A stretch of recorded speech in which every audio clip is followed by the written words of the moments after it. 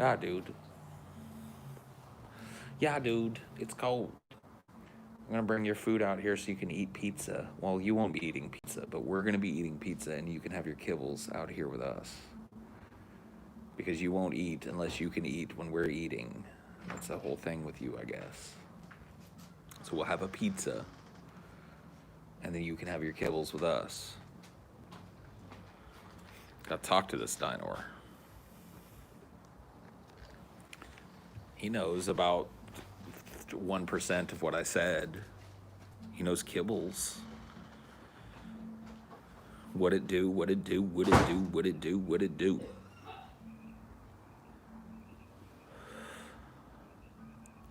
Aren't I a sight for sore eyes? Am I? Am I though? Am I really? You know what I need to do is I need to get like a tablet or something. Or like a TV screen mounted out here so that I can just like kick back and read the chat. But not have to like stoop like a hunched over old hunchback. Hey Paul, about to get some bud after being mostly out of smoke for a week with mostly insufferable family at my side. I'm so glad you're streaming. Happy to join the chat, Smoke Sea. Yeah, dude, I don't even have any greenery out here, but to be honest with you, I'm pretty stoned. Just recorded an episode. Just finished recording an episode that you guys probably won't see for a month or two. But yeah. Pretty fun episode. Now I'm doing a little streaming, so. We're waiting on some pizza too, so you guys will get to watch me eat a couple of slices of pizza in a little while if that's your thing. Do you miss the guys? I do. I was just telling the guys that the other day. We were at a meeting, and I was telling them, like, I really miss being able to just kick it and smoke with them and watch movies. And, like, yeah. I mean, the great thing about, the business that I'm in is that, and I'm not going to claim that we're all, like, the best of friends or something or whatever. Our business association comes first and foremost, but we're all pretty good friends, and we chill well together, and I miss being able to do that.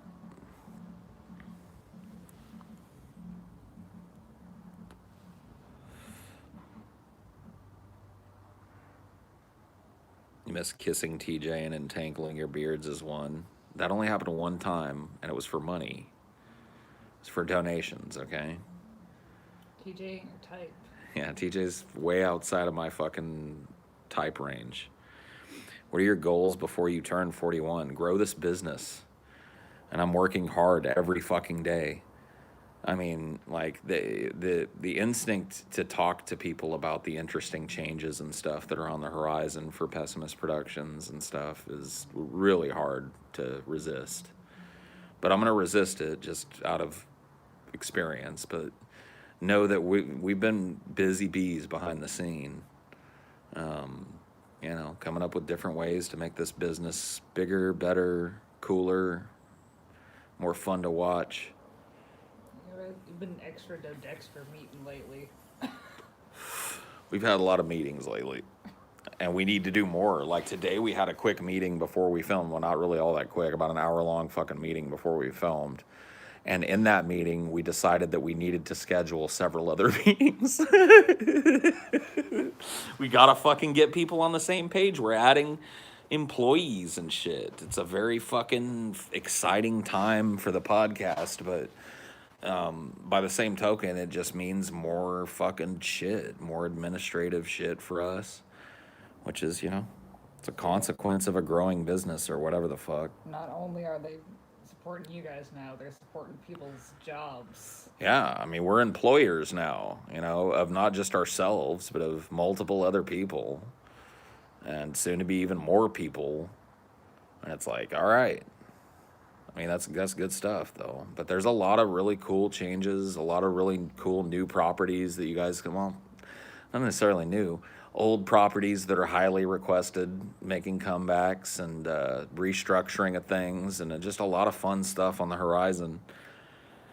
It's going to make, hopefully make us a lot more money and hopefully make you guys a lot more happy. Thank you, Mr. Naughty Priest, for your $50 as usual, and hello to you as well. I hope you're doing okay. there on your giant, opulent ranch, my friend. I know that you've had some struggles in the past, but I hope you're feeling better. I genuinely do.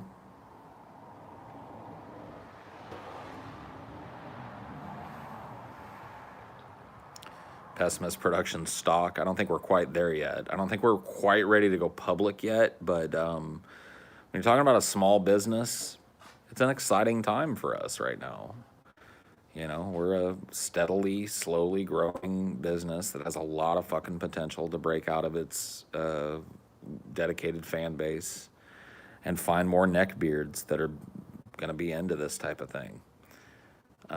You know, the people that make up our Patreon are that's a lot of people, but there are far more than 6,000 neckbeards in the world. You know, we want to find that other fucking 20,000 neckbeards that have never heard of us. And we know neckbeards love the internet, you know, so we just got to get out in front of them. And we got to make different things and try different things and not be afraid of change and not be afraid of, you know, switching things up. That's the whole design of this show from the very start was designed with that in its very fucking bones and DNA. It was like, this show can be whatever we want it to be because we don't want you guys to get bored with it. We don't want to get bored with it ourselves, which is even worse. Like, I gotta tell you, dude, there's nothing worse as a performer than being expected by your audience to produce something that is just fucking boring to you. Really having to fucking dig deep to find any kind of interest in it. And I've been there. And I don't ever want to be there again, you know? And so I'm not saying the show itself is going to fundamentally change. It's not. I don't want people running around with their hair on fire. I'm just saying. Fresh ideas, fresh perspectives, you know, new things on the horizon. Super chat segment incoming. No more super chat segment. Dude, DP was really fun to make. I'm not gonna lie to you and tell you it wasn't. Why would I? I mean, that show was that show was a fucking riot sometimes. Cause it was just so fucking insane. It was just so crazy. So much drinking, so much smoking, so much like just like unpredictability and shit. I don't know. It was a riot to make sometimes. And I'll be honest with you guys, sometimes it was like fucking walking uphill both ways to get an episode done. Sometimes making that show was just like, ugh, and another one, and another one.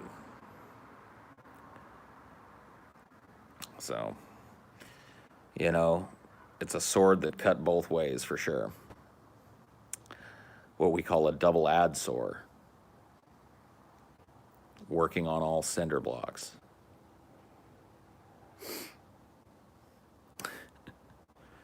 But it was fun though. I don't regret a thing about it. Like, I don't regret my time with it. I don't regret doing anything that I did on the show. Do you really think the government's only going to give us $600? Yeah. Yeah, I think you'll be lucky if you get $600. To be honest with you, I think that I think the American people need way more than that on an ongoing basis. But I don't think you're gonna get it. Like, I think you'll be lucky if you get a $600 check in the mail. You quander this a lot, yeah, me too. I do a lot of quandering myself.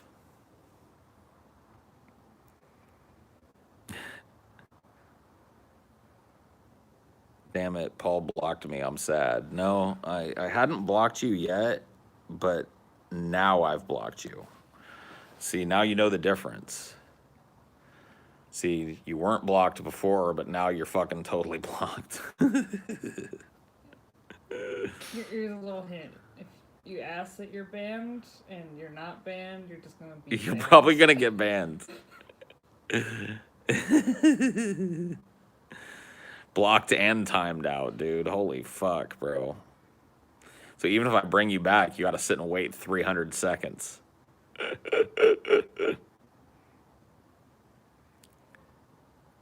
Time to buy a brick. A brick? Why do you need a brick? Get multiple bricks.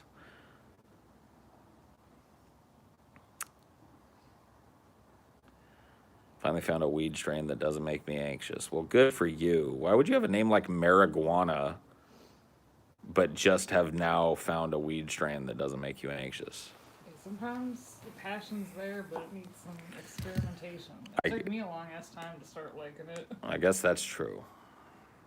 That's true. Well, it took you being near a kindly old green bearded pothead from way back to slowly give you the options. Yeah, and the legal state helped. And the legal state helped, yeah. That did help too, I'm sure. You hear about the new Mortal Kombat movie coming out. It's supposed to be very gory. It better be. It's a fucking Mortal Kombat movie. It's a game where, like, back in the 90s, you could rip people's whole heads off and their spine would be dangling there and shit. It better be fucking gory. Like, the new fatalities in the newer Mortal Kombat games are fucking absurd. Like, people will gouge people's eyes out and then pour gasoline down their skull and then light a match and throw it in their mouth and they just burn from the inside out. And then like the insect chick will puke acid on you and their whole fucking face will melt and then she'll eat their eyeballs out of their face. It's just like they're absurdly gory. So if the movie is just like chop socky where people just get punched and they fall over, like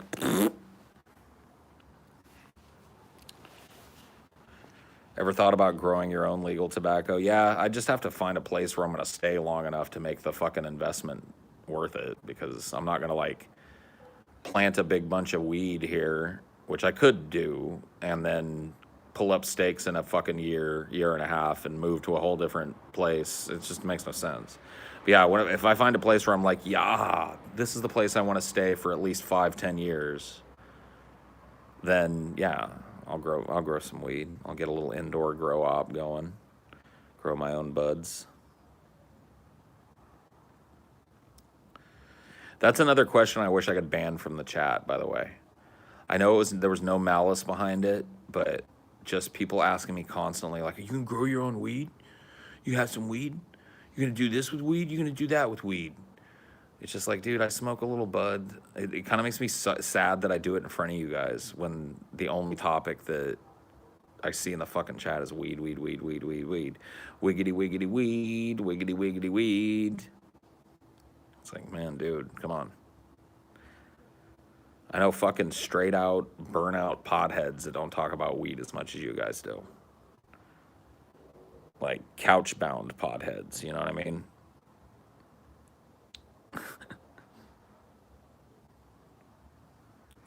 Dude, man, people like to tempt it. Do I need to order 66, you fucks? Do I need to order 66 420 weed jokes already when there's not even 100 people in here yet? People like to test it, dude. All right, order 66 on these dumb weed fucks. Let them make a new fucking account. There you go. Any weed goddamn fucking question that is asked that looks like it's just some dumb fuck saying, I like weed or whatever, they're gone. There you go. You happy? I was in a good mood when I started this. Now I'm in a fucking bad mood. No, I don't love you, George. Absolute power.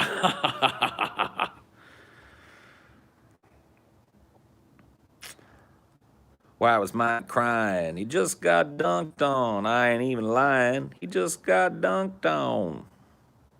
Salty Paul is my favorite version of Paul. Dude, my secret is I'm always salty. People think that, like, I have this version of me and I only get salty every once in a while. Dude, I'm salty every second of every day. You don't understand. I restrain the salt. But it's always there. So you put cotton balls on your prickles. Yeah. Yeah. I'm like a porcupine with cotton balls on his prickles. But they're always there. I'm a nice dude. That's the thing about me is like, okay, all right, I'll be honest with you guys about myself. If I don't know you and or you're being unreasonable or you work for me, I'm kind of an asshole. But as far as like just knowing me in person, I'm a really nice guy. I really am. Like, I think I'm a pretty fucking nice dude. I may not show it in the same way that other people do. Like, I'm not a huge gift giver. I never have been. I don't like getting gifts and I don't like giving them. I would rather hear from somebody than get a gift from them. I'm just not. I've never felt like in sync with that culture as an adult. So I don't show it oftentimes like other people show it, but I really care about people, and if you're my friend, I really, really care about you, and I'm a good person to have as a friend. So I think that constitutes pretty much a nice person. I'm just prickly. You know what I mean? I don't like when people fuck with me. I don't like when people fuck with people I love. I don't know. I like when people waste my time or don't uphold their end of a fucking bargain I've made with them, Or fuck with your money. or fuck with my money, especially because I've got a little taste of not the rich life, but I got a little taste of the now fucking defunct working class, and I've gotten a little taste of absolute poverty. And I'll tell you right now, I don't like my money fucked with anymore. I used to be way more fancy free with my money. I'm not anymore. I'm not. Turn that frown upside down, Paul. Well, thank you, Mr. Naughty Priest. Whee! I don't know if you can see me, but I'm beaming. I'm beaming, Mr. Naughty Priest, beaming. With pride. Happiness.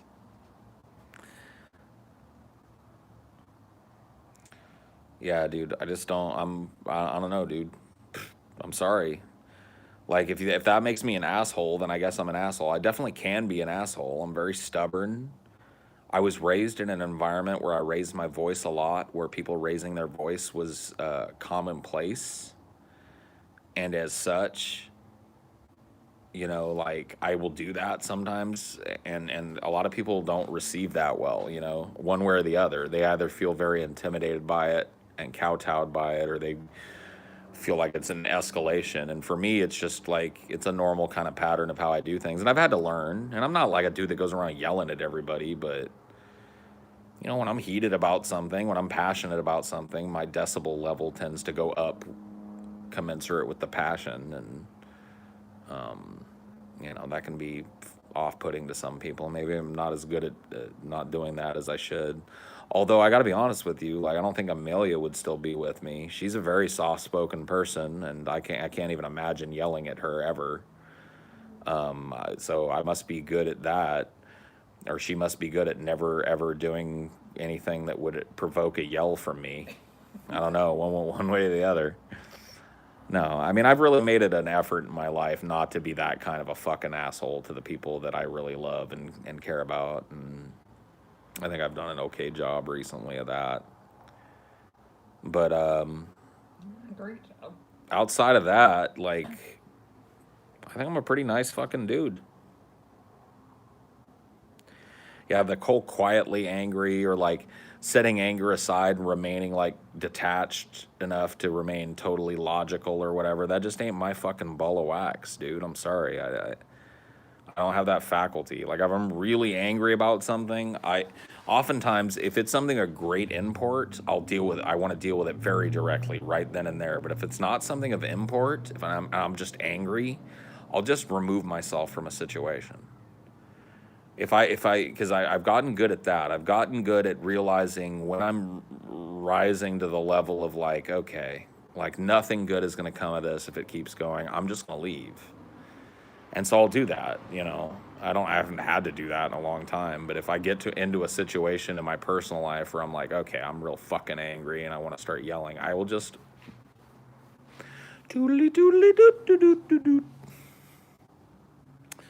Because that never solves fucking anything. And most especially if somebody's already there. Like, I've really learned not to feed into that. Like, if I get yelled at, man, oof. I really do my best to just, nope. I'm getting the fuck up out of here. Like the thing you're talking about with TJ and Scotty, I think last night or the night before. Like, having their fight. When they're fighting boys, you're like... Yeah, oh yeah, dude. I mean, if it looked like they were going to try and kill each other or something, I'd probably jump in there and try and stop that. But, like, as far as them having, like, a whole verbal disagreement, dude, I want no part of that shit. But that's true of anybody, though. Like, I'm not the dude that's going to try and walk over to you and calm you down or whatever. You go ahead and have your fight, homie. Like, if it gets violent, I'll call the authorities, or I'll step in if I think somebody's in imminent danger or whatever the fuck, and probably get stabbed myself. But As far as just like verbally, like, you doing that shit out in public, I ain't gonna say shit to you. I'm gonna get as far from you as possible because I don't want to be caught in the crossfire or whatever's happening with you. Don't want to catch no drop kicks. Yeah, no, dude, I'm not trying to catch a stray. Nope, nope, nope.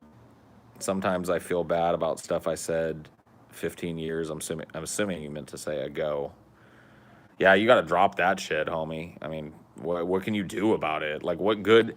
Like, this is how it was explained to me by my therapist once, and it seems so simple, but it was something I needed to hear. So maybe you need to hear this shit too. What can you do to change it, other than to go forward and say, like, I don't want to be that kind of person anymore. So if you're like, you can go forward and be better and not say those things to people anymore, but you can't go back in the fucking DeLorean and change and like slap a piece of tape over your mouth when you're about to cuss at your mom or call your girlfriend a whore or whatever it is you're fucking feeling guilty about. Like, you just go forward and be like, I'm not gonna do shit like that anymore. I'm not gonna belittle people like that anymore. I'm not gonna let my anger take me over to the point where I take somebody I really love and belittle them. Give in to your feelings, boy. You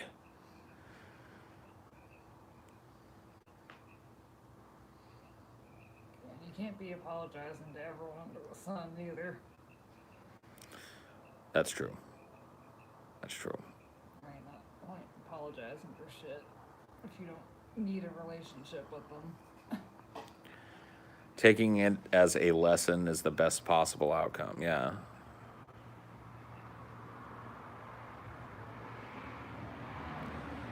Dune Messiah is underrated. Yeah. Okay. I don't know that it's necessarily underrated, but it's a good book.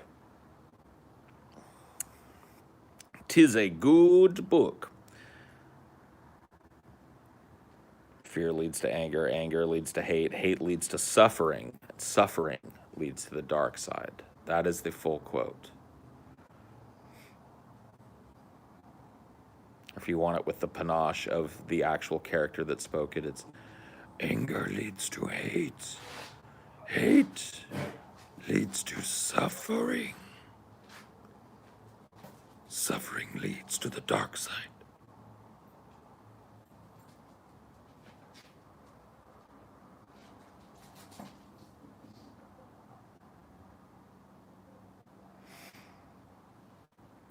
Have you ever punched a wall in anger? Yes, I actually, one time.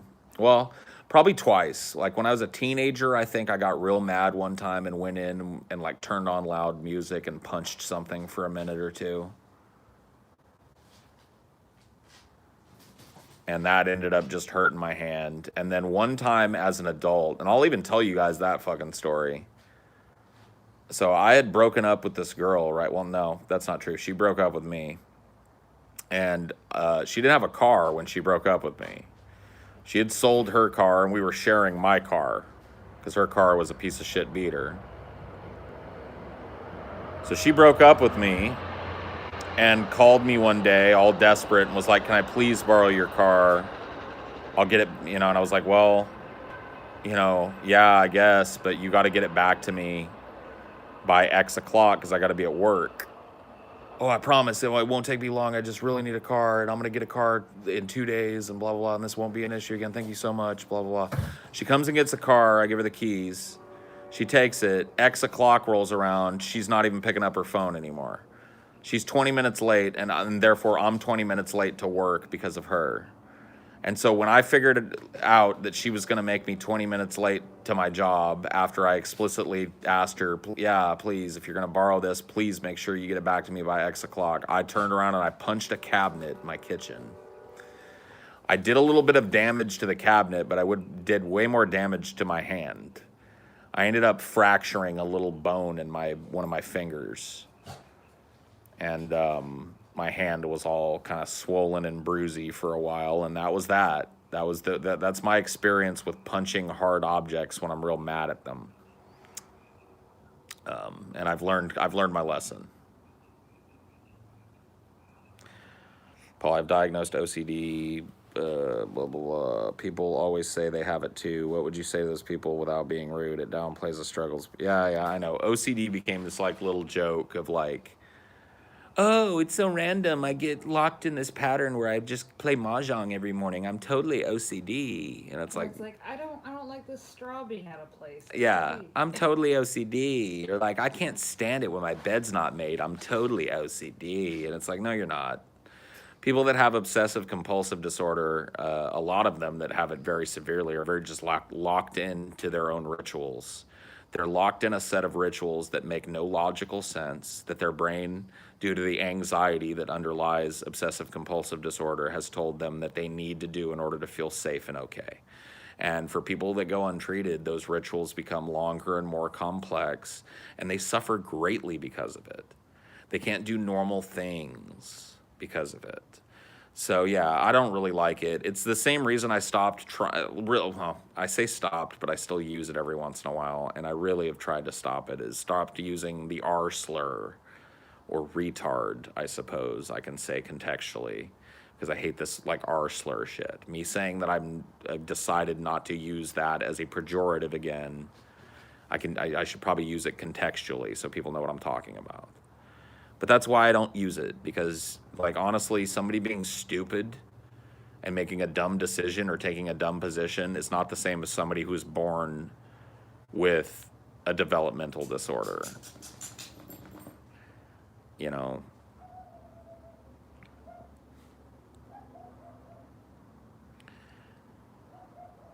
Did she ever bring the car back? Yeah, she did. I was 20 minutes late to work because of her.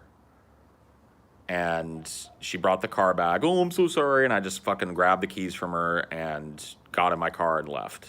I don't even know how she got a ride away from the old house. She probably called somebody. I think she thought she was expecting that I was gonna like give her a ride home after all that shit. And I was like, nope. Snatched the keys from her at the door and was like, whatever. And walked to my car and got in it and drove away. And that was it. That was some horse shit right there. But I don't like being taken advantage of because I'm a person that gives very freely to people. Well, I used to be a person that gives very freely to people that he cares about. I'm much more discriminating about that shit now. What do I tell my friend about this girl he can't get over? Every time I see him, he rants about her, even though he has a girlfriend now. So he's got another girlfriend, but every time you guys chill as bros, he's like, oh man, that fucking Allison chick, or that fucking Jenny chick, or whatever.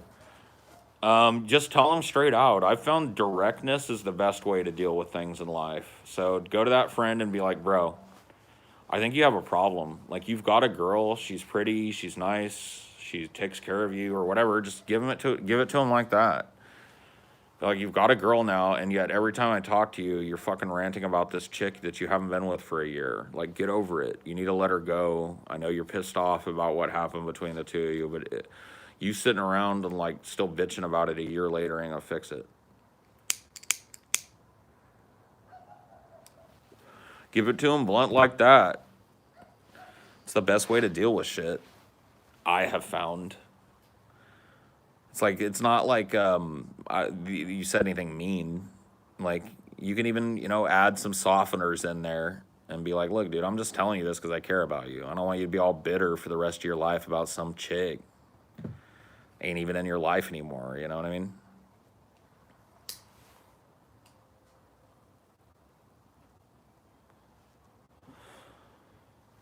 I was diagnosed OCD, but honestly, 20 years ago, OCD wasn't very understood, so diagnoses were handed out like candy. That's true. I mean, well, OCD is very complex. When it was first described in the DSM, it was one thing, and now it's an umbrella over a bunch of very, very disparate and different disorders, and it's actually adjacent to a number of other disorders. So, as we learn more about these complex mental problems and stuff, we learn more about the people that suffer from them, and that gives us a path to empathy. That's why I've never been a person that, I don't know, man. I have my own fucked up ways.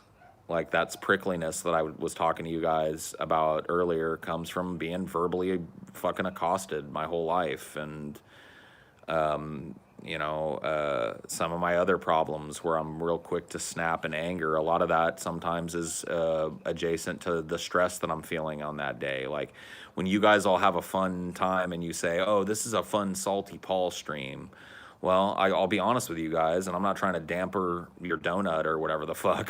I'm not trying to, I'm not trying to take the jam out of your donut here, but a lot of times those days are because I was at a real bad place in my life. I was having a really bad day. I had a real bad anxiety day, or I was in a really deep depressive hole. And a lot of times when I lash out in that way, it's reflective of me suffering pretty greatly, in my private life. And I've tried really as I've gotten older to really minimize the amount of time that I do that. The amount of times that I allow those things to bubble over onto you guys or people in my life. I will admit I'm a little more fancy free with you guys than I am people in my life. I don't have stress balls. I do have an infinity cube that I use as a stress toy sometimes, and I've got a number of little stress exercises that I actually learned from Amelia that help a lot, and breathing exercises mixed with some body stuff, clenching your fists and holding your breath, but other than that, it's up to me to deal with this shit. Did you get a punching bag to take stress out on? My dad swore by that shit. I remember when I was a kid, and the reason it sticks out in my mind is because it was very rare for my dad to pull me aside and be like, boy, we need to have a talk about something deep and meaningful. He was more of the, like, I'm your buddy type of dad. That was his kind of the way that he held himself. And so he was like, boy, I need to talk to you. Pulled me aside, and he was like, I want to tell you something. I have a problem with anger. I was like, in my mind, I'm thinking, no shit. But he's like, and I learned something. I'd started to do this thing where it's like, I'll wait till I got some privacy, and then I'll punch a pillow. I'll punch it, and I'll punch it, and I'll punch it, and I'll punch it until I'm just so exhausted that I can't punch it no more, and that helps. And I was like, thanks, Dad. He's like, well, I know you're my boy. You might suffer from the same thing, so that's what you do. So I tried it a few times, and I'll be honest with you guys, it's just a portal to me crying. So I stopped doing it. At least back then it was. I haven't tried it since I was a teenager, but I remember the first time I tried it, I just ended up like, maybe that's what I needed, but... That's where my anger always ends up. If I'm right. mad, like, you haven't seen me mad very often, but when I am mad, it's like 10 minutes to sad. Right, of course. And, a lot of times anger is adjacent to sadness for me, too. So I can totally fucking understand what you're talking about. I just have a different mode of anger where it'll kick in and I'll get sad later. Now I'm just hot. Now I'm just like a fucking furnace that's about to get too hot and it's about to start blowing a gasket. And my dad was even more so that way. He was a very quiet presence 99% of the time. And that other 1% of the time, it was just like the impact of it was so much more because his anger was so explosive. And sometimes he would do this real quiet anger thing. It's almost worse than being yelled at for me, but other people probably not. I don't know. Hey, I think our pizza's here. Oh, yeah? Yeah, as far as I can tell. What'd you say, babe? I'm saying, have you even seen me angry before? You Yeah. Yeah? Yeah, Mostly with the school stuff, I guess. That and a couple other things that have gone down. Yeah, I've seen you, and I learned early on that anger and crying with you are like peas and carrots, you know what I mean? Yep. They may come separate from one another, but usually they go real well together.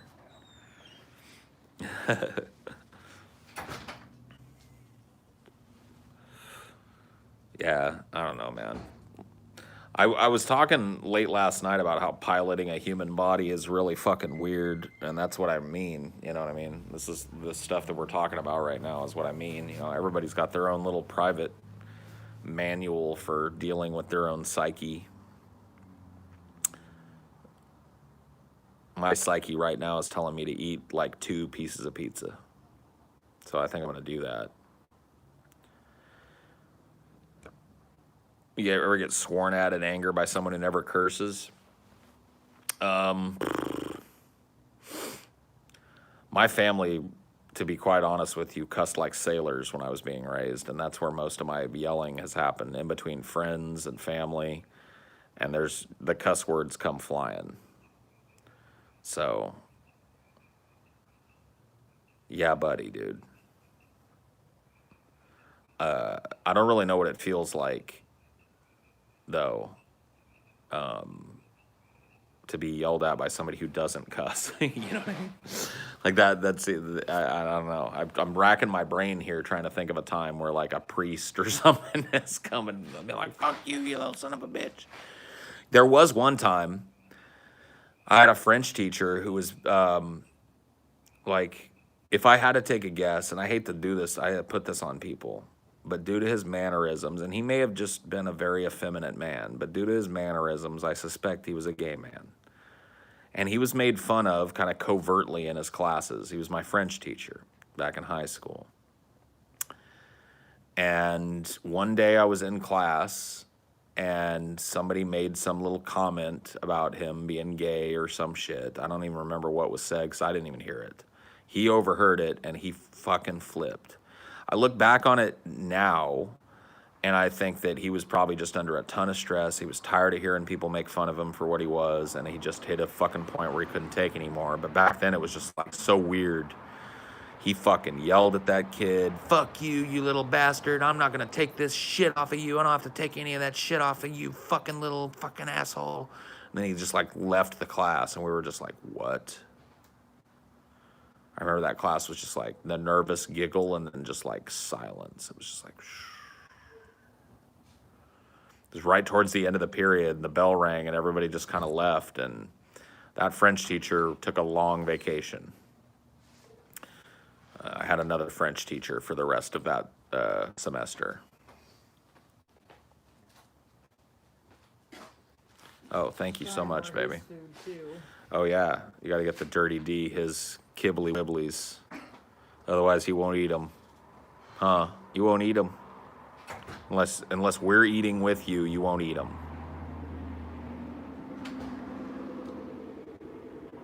Did he cuss in French? No.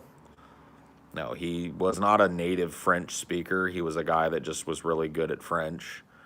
No, he cussed in straight out American ass English. Called the kid a motherfucker, called him a bastard. You know what I mean? Just cussed him up one side and down the other, basically. Gave him the business. Kid caught some smoke, you know what I mean? What are you gonna do? Pushed my French teacher one time too many. How'd the kid react? He just sat there, like the rest of us did, stunned.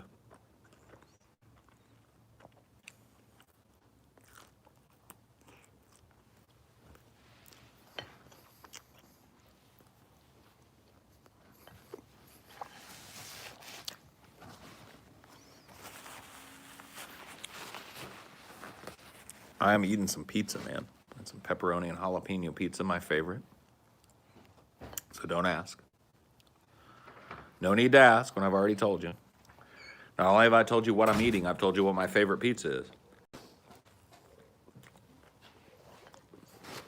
Yeah, Paul, but what's your favorite pizza?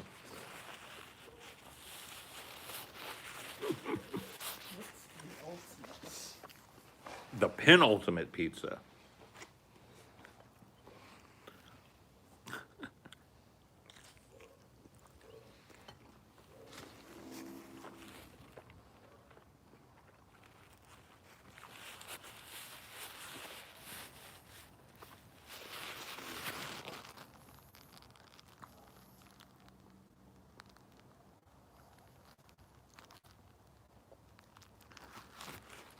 Guessing old pizza places in the place where I grew up is a good way to get yourself banned.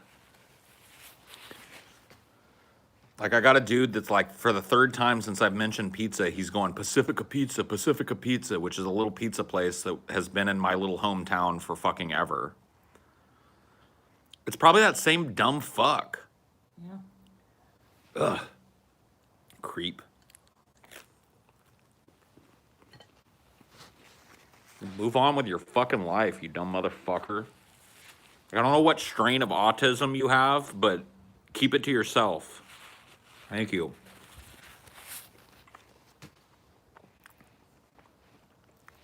Get with the fucking program, dude.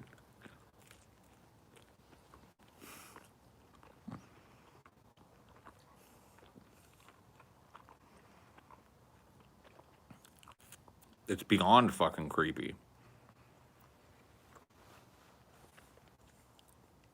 Like, makes me wonder if people look up the little town like Ian McClellan was raised in and like are constantly like barraging the comments of everything he appears in with like, oh, I bet Ian McClellan is eating at fucking Lancaster's by the sea, because that's where he grew up, he did, at 2745, you know, just fucking weirdo fucks.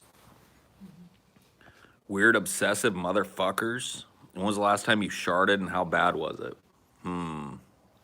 Like a full-blown shart. I gotta admit that there was a little bit of a track on one of your undies. And I did That's like a your- skid mark. That's not a shart.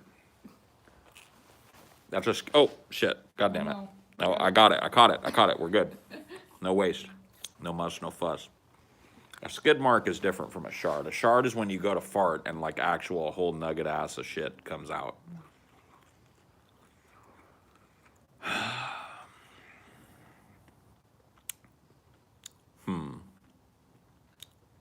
I don't know, dude. I mean, you didn't when you were blackout drunk, so if you didn't do it then, I don't know what caused you to do it. I don't remember the last time I full blown had a shart, but it's happened.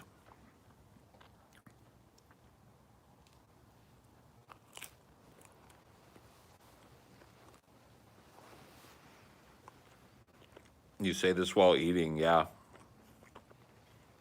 I'm not a squeamish person when it comes to shit like this. Like, I don't associate the delicious pizza I'm eating with duty. Like, I'm sorry if the impolite conversation is messing up your dinner.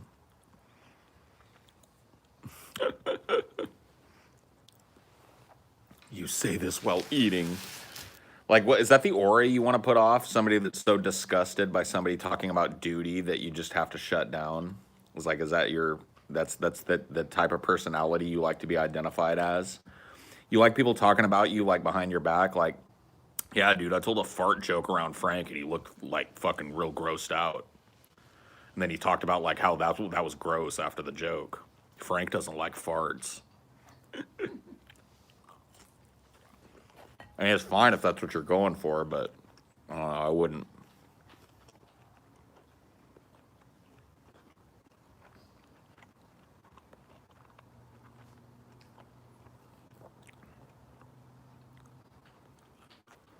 Most people are like that. No, they're really not.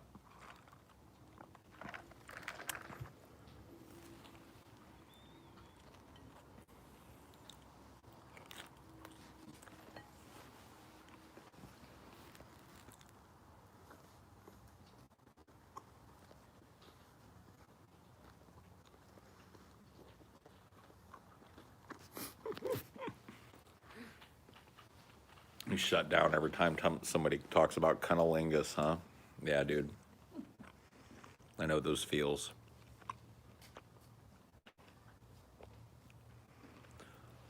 Yeah, I don't know, dude. I didn't grow up in a place where like the dinner table was this sacrosanct place where you didn't talk about this, that, or the other thing. Like, I didn't have these like formal family meals ever. Like, my mom, when I was growing up, would make dinner and then she'd be like, come get it, and there'd be a stack of plates. And if you weren't hungry right then, you didn't come right away, and the people that were hungry grabbed a plate and took it and ate it. Sometimes we sat around together and talked, and sometimes we didn't. It wasn't like, you know,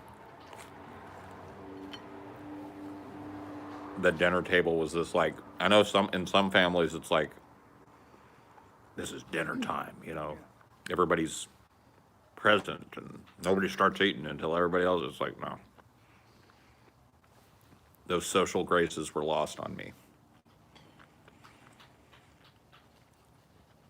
I do like to wait until everybody's got their food before I start picking out or whatever. Especially if it's somebody like I'm sitting with. Like if we go to a restaurant and they bring my food out and yours doesn't come, I'm not gonna be like. But at the same time, if it's the reverse, you're like, eat, eat. Of course. Rules for me, but not for thee.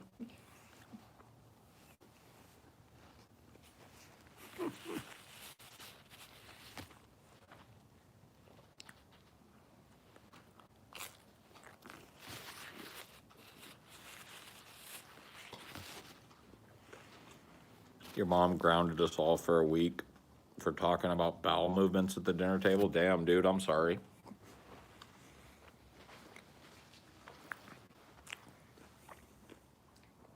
Sounds like your mom was pretty fucking uptight.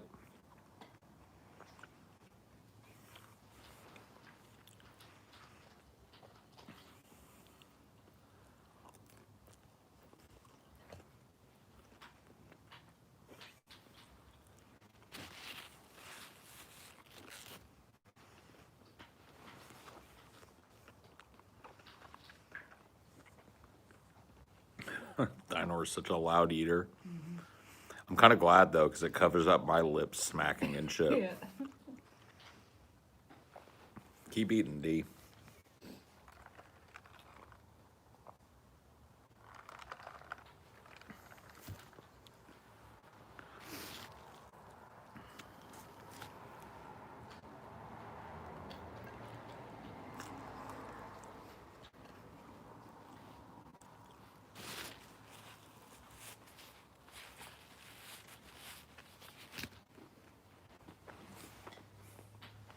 My last meal on death row, huh? I don't know what the restrictions are. They let, like, if my mom was alive, would they let her make enchiladas for me? Or would they let you make enchiladas for me? Probably. Then that. Probably. I mean, people. What was it? Not Trumbo. What was that author that did that in Cold Blood? I think he went to the dude's execution. Well, he showed up there, but, like, I don't know if he would have been allowed to bring him food. I maybe bring it, but not, in person. Yeah. So, assuming I'm on death row and I can request whatever I want within reason, I would request enchiladas and chili, but only if Amelia and or my mom could make said enchiladas and chili. If I was not allowed to have somebody bring me food and I had to just request whatever, I'd probably get something like chicken fried steak with country gravy and a baked potato or something like that. It's hard to fuck that shit up.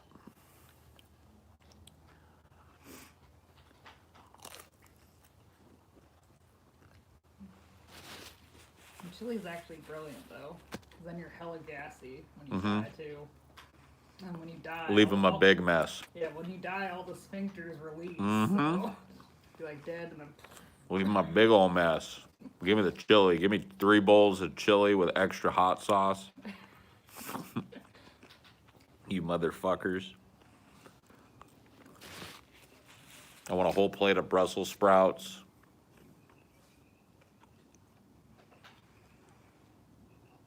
Ten cans of anchovies. And a bottle of vinegar and raw eggs. That's my last meal. Don't worry, you'll all get a taste soon. How morbid and funny is that shit, dude? I wonder if anybody on death row has ever done that. Like, just ordered some shit and they were knowledgeable enough to know, like, I'm about to shit myself when I die, so I'm gonna eat some nasty shit. I want pig's feet.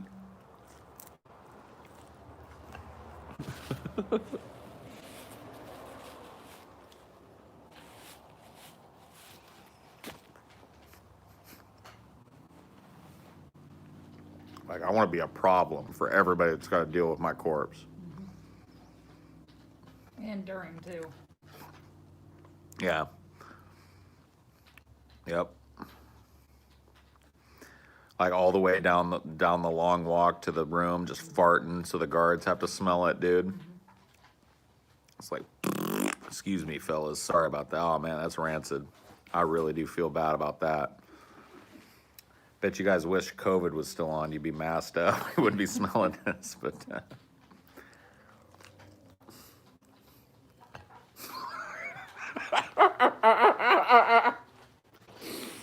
Dude, I want this to be a comedy sketch now. Just the dude farting his way to the electric chair. The poor bastard strapping him down is like, ah. Like, man, if I could stop it, I would. But my last meal was chili, bro. It's all right, I'm done. You can come in and get this last strap. And then like he goes to strap it, and he's like, oh man, I'm sorry. That one snuck up on me. It'd be like in Dreamcatcher. Yeah, dude. Just like burping and farting, blowing boogers. Oh man, just be the grossest fuck you can be for the last like hour of your life. Oh man, what a way to go. It's the true rebel way to go.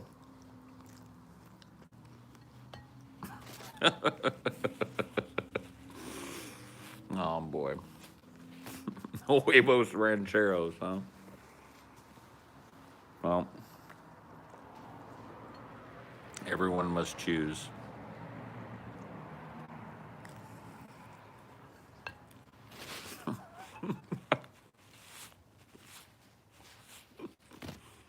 You gotta fart down that Green Mile. Yeah. Fart in the Green Mile. Fart in the Green Mile.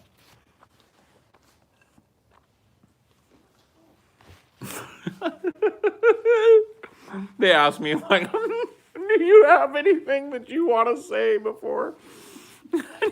Put your finger up, tilt your head, and just blow a big fart.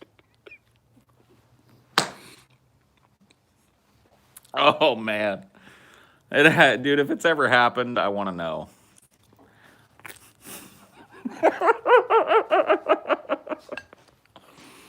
Oh, shit.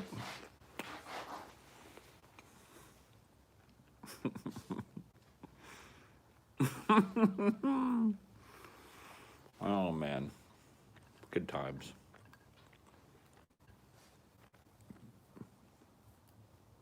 Why are farts so funny?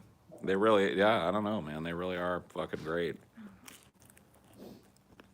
Bobber, you finished before Dad finished. You did. Did all your kibbles. Look at you. You're a champ.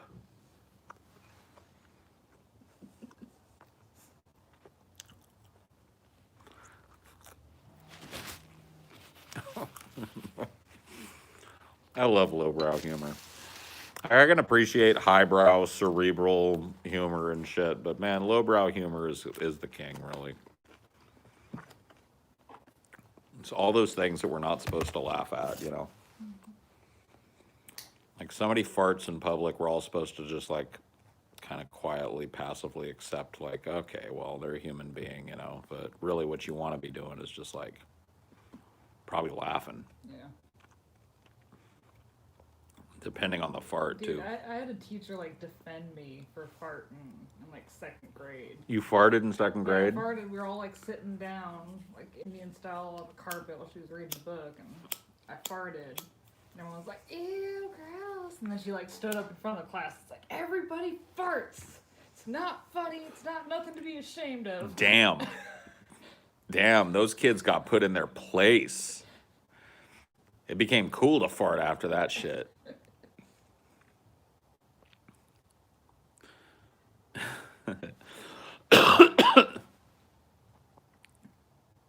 And she was a big lady too. Like she was probably like 5'10". Her name was Mrs. McMahon.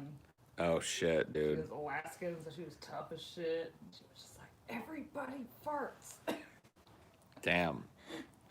Dude, fucking ratioed. That whole class felt fucking real dumb. Miss McMahon wasn't having it.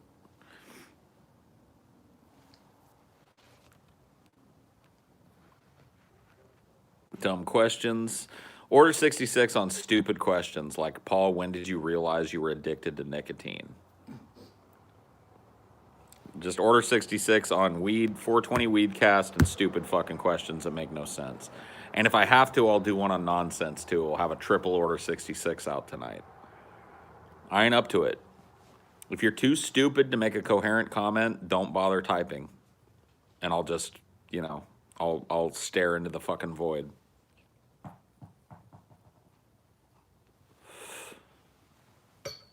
Like, it's okay to like react to stuff and laugh and all that, but if you type out a a sentence that totally is completely makes no fucking sense or is really dumb, like maybe that's something I can disabuse people of. This idea that there's no such thing as a stupid question. No, there are stupid questions, and if you ask one up in here, you're gonna get that ass banned. I wonder if the cavemen laughed over a good fart. Good question. I bet they did. Well, it wouldn't have evolved the laugh if it wasn't, like a thing. I wonder what the first joke ever told was.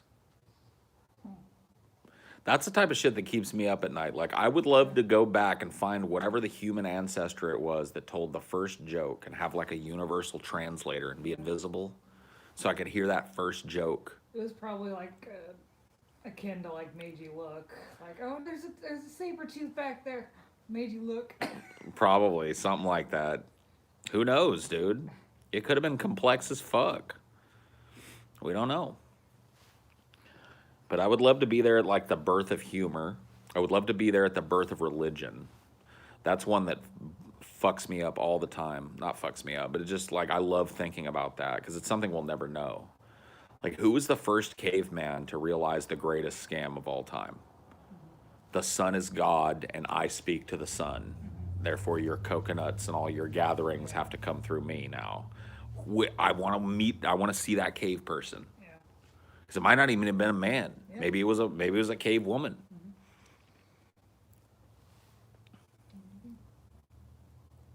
Was it decided by a committee? Like, was there like a committee of people? Like, all right, this is what we're going with. I have a feeling that like it was probably just one dude that claimed that he understood something that everybody else didn't understand. Some horrible tragedy happened and the woods caught on fire and they had to move, and then he got this idea in his head. Maybe it was because maybe he was doing it on purpose to make himself or herself more like fucking important in the tribe, or maybe it was that like they really believed it. Maybe they had some kind of delusion where they thought maybe they had some kind of psychosis, Well, and I mean, like grief messes up your thoughts a lot.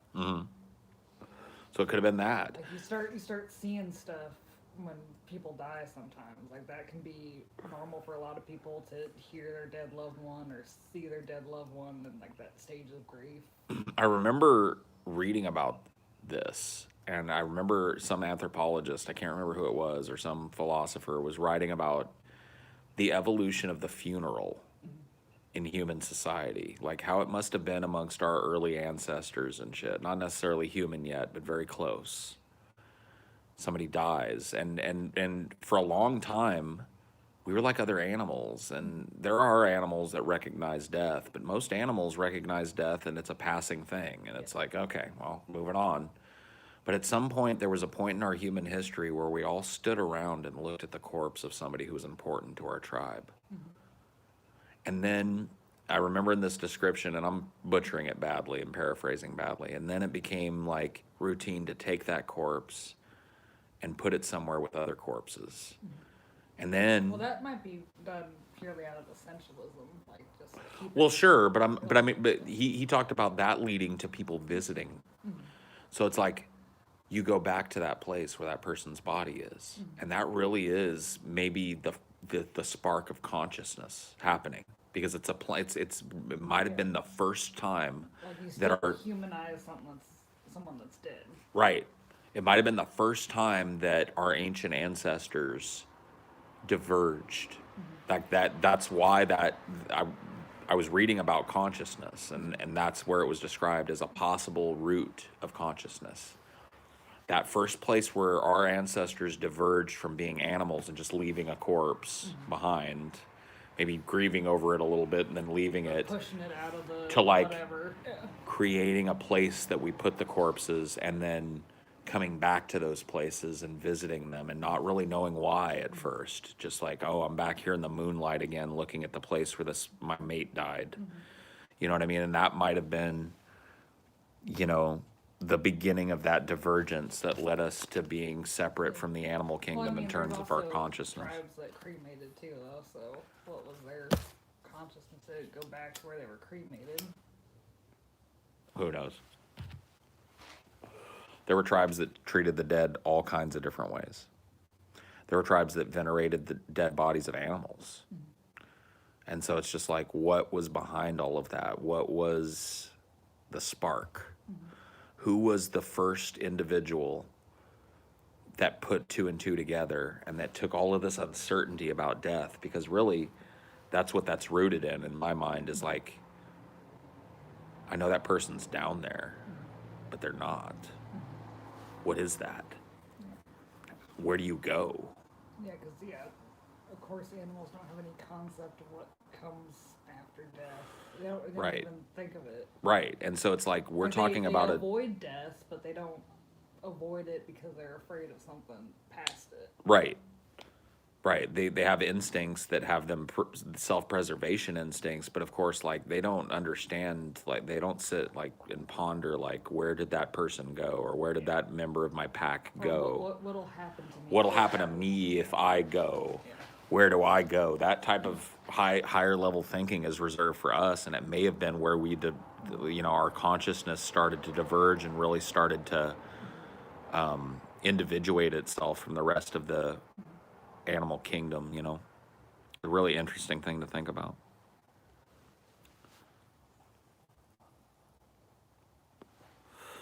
But I really would like to find that first individual or that first group of individuals and be able to visit each one and see how these religions started to take place and see how that hierarchy system started to take place, where now it's no longer just a belief that the tribe has, but there's like a medicine man in the tribe that's closer to that belief.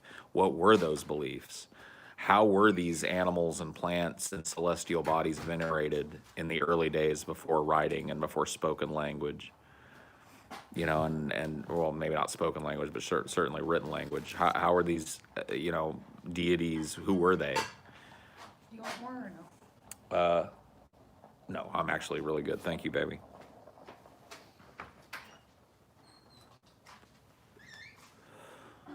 Man, I honestly wonder if aliens didn't have something to do with early religion. I'm not trying to troll, but was an event where early humans saw something that would explain a lot. I mean, yeah, but you got to understand, man.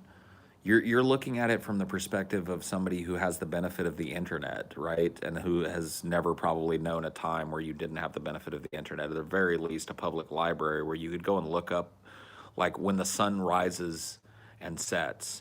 You can go look up why that is. Like, you can learn about the tilt of the earth and how it rotates around the sun and how that changes, the sun at different points of longitude and latitude, and how there are places, you can learn all that shit.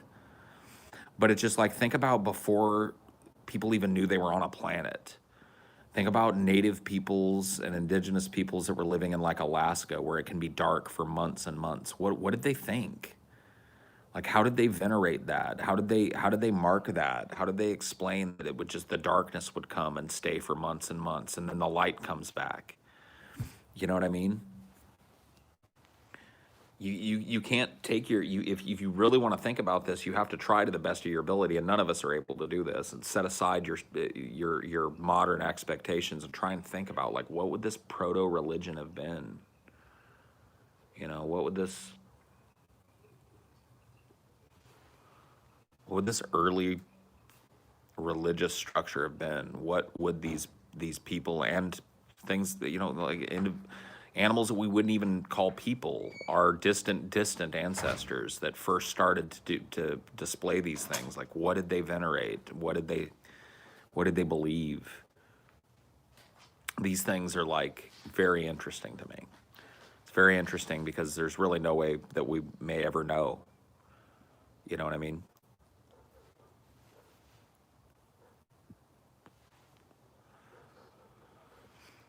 Anunnaki, Hindu religion all talk about wars in the sky. I could see natural events inspiring that too, though, to some degree. Yeah, like a big giant meteorite or like a big thunderstorm. a thunderstorm. You know, yeah. I mean, there's any number of natural explanations for why early man in the pre-scientific era would have thought that there would have been wars going on in the sky. I mean, how do you explain thunder when you don't understand the theory of electromagnetism and the water cycle and the water cycle and all that shit, right? Like, how do you? Of course, that's a war in the fucking sky right there. You know. Tinfoil hat on. That's why we have the uncanny valley effect. We evolved alongside them. Dun, dun, dun, dun, dun, dun. Yeah, maybe so. Who knows? I think it, in fact, went from a majority belief in polytheism to monotheism says a lot. People want to believe in a more perfect God that we can't understand, unlike the Greek gods that were like us. See, but that's just historical religion that you're talking about. We don't know if the first religion was polytheistic at all. It might have been monotheistic. Humanized whatever force there was out there. Right. We don't know if they put their face on it. It might have just been the sun. You know, the sun itself was some great eye in the sky, some great being that was watching them during the day, and that, you know, if they didn't do this or they didn't do that, then how these little superstitions developed and what kind of proto forms they accidentally cause a religion on the Orville. That's interesting. Yeah, I want to check that show out at some point because I've heard good things about it. And I really like old Star Trek, but I have not seen it yet. People don't want to live in fear and have to appease with sacrifice anymore. Well, I mean, that's the other thing is like, we don't know when that started. Like, when did the idea germinate in one of our ancestors that if we kill this, that, or the other thing, or we kill another one of our tribe or this or that we're going to... Or burn food. Right, or just leave food out to rot, or whatever form it came in. Like, what was the genesis of that idea? When was the first sacrifice made to appease a deity? When did the idea come about that you could do that? That maybe that's what the deity wanted, and who came up with that idea? Who was the holy person that the tribe looked to that first said, hey, if we burn this carcass and leave it, then that horrible thunderstorm won't ever happen again. You know, as long as we do that. You know, what was the triggering event? Who was the individual involved? All these questions, they drive me nuts because it's really interesting. I think it would be like a key to understanding humanity, but it's just something that's so lost to time because written language had not been invented, and even if it had been, anything that was written down would have been washed away by time. Or just unintelligible. Right, unintelligible. I mean, certainly like the Rosetta Stone is an example of that. There's still languages we've discovered and shit that we haven't fully deciphered. And, you know what I mean?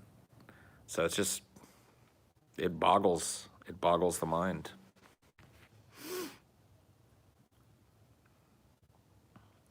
Sun, moon, light, dark, warm, cold, good, evil. It definitely is all about the solar bodies. Then they say who is evil, who's good, what is good, yeah.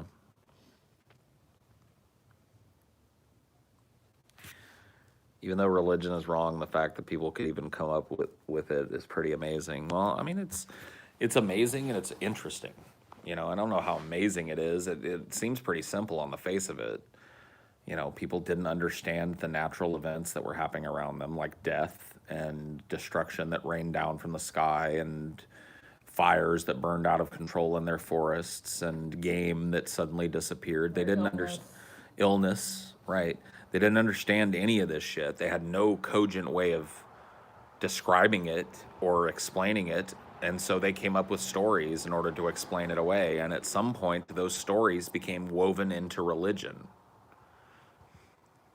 You know what I mean? Maybe they were religion directly from the start, or maybe at some point the conglomeration of these stories became a religion, and at some point that happened, one place on this planet, and it spread.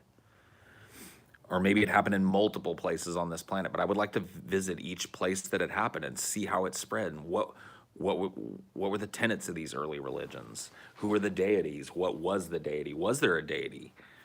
You know, a lot of early, like Olmec and Toltec peoples, and a lot of the early societies that did develop some form of written language that we can examine, worshipped people as gods. The Egyptians worshipped their pharaohs as living gods. And so it's like, was it like that? Maybe that's closer. You know, maybe our assumption that they looked up at the sky and the solar bodies and worshipped those is wrong. Maybe it was just a person who proclaimed power over those things that they worshipped, and then that person's offspring. Who knows? Did Egyptians worship cats too? They didn't necessarily worship them, but cats were very important in their religious hierarchy. So they had a There's very difference important. between venerating and worship. Right. So they venerated cats. They don't necessarily worship them. Now, Hindus worship cows. Or certain sects of Hinduism worship cows. And that the difference there is they actually decorate these cows. They give offerings to these cows. They see these cows as celestial beings on earth. That's different from just a cat being an important part of your religious, tapestry.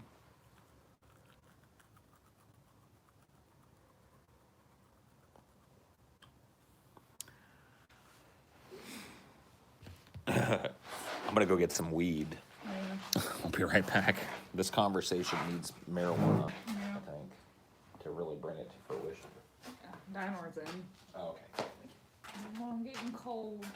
Yeah, I don't want to get cold either. It's colder than a Will Oger's ass out here.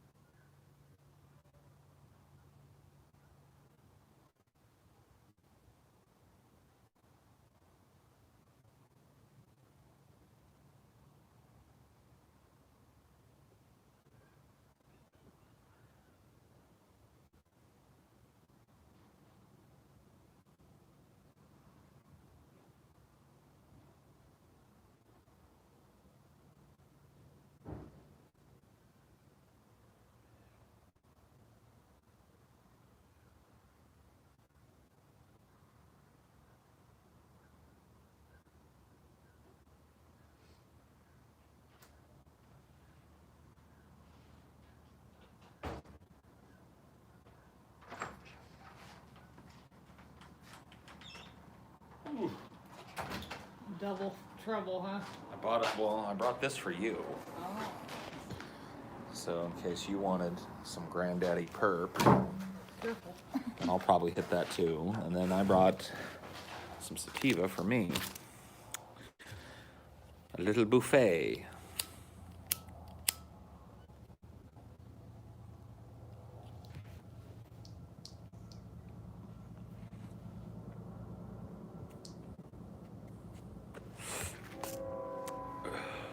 Might be a little stuck.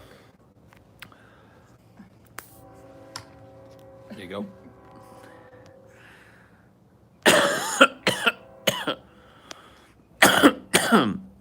Derek Jensen said that nature biodiversity is more complex than humans can comprehend.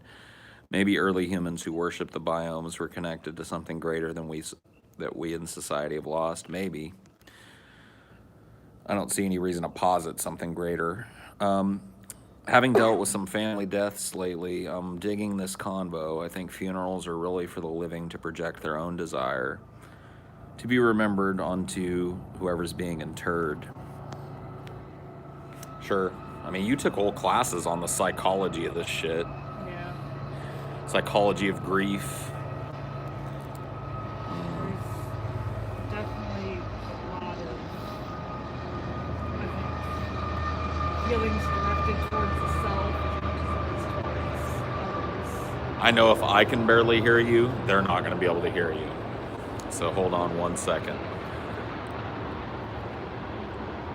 So I want your input on this, but the train does not want you to have input on this right now.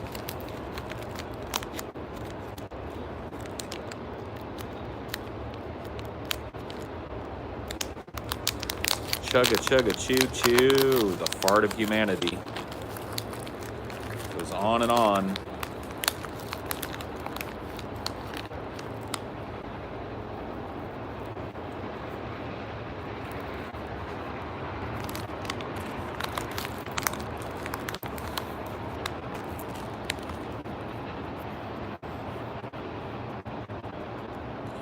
I love to sing about the Moona and the Juna and the Springa.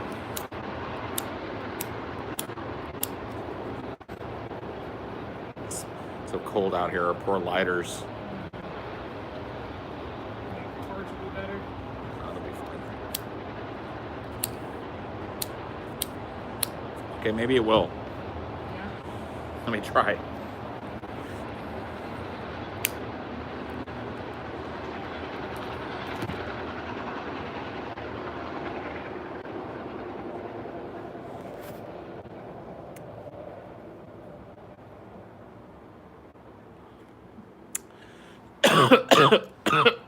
Okay. We were talking about the psychology of funerals and stuff. Yeah.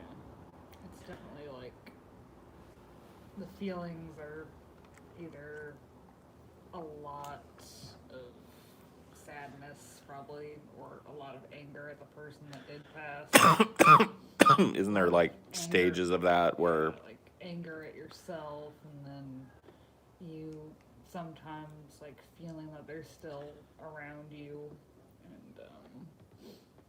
feeling suicidal is pretty common. sure. Survivor's guilt. We have to imagine that like all of these emotions that you're describing that people suffer with around the death of a loved one were existent in our ancient ancestors too. And how did they deal with that? And how did that become? That's why I think it's really smart, that anthropological article that I read that said that it may have been our veneration of the dead that individuated us and set us down the road of what we call consciousness. That might have been really the first thing that we did that made us different from some other species of animal. And then definitely as cities evolved too, how that changed it. Someone might have a loved one buried very close to them, but when you're in a big city, they want everyone outside. We also aren't the only fucking animal that does that, though. Yeah. Pachyderms visit their dead.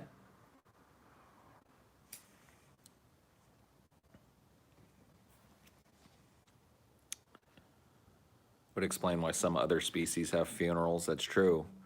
Or mourning periods There's a really great scene There's in, crow funerals too.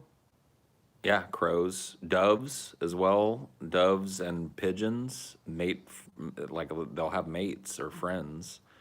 And when one of them dies, they do a grieving process. Like they stay near the corpse for a while and then eventually they go on about their business. There's really not much else a pigeon can do.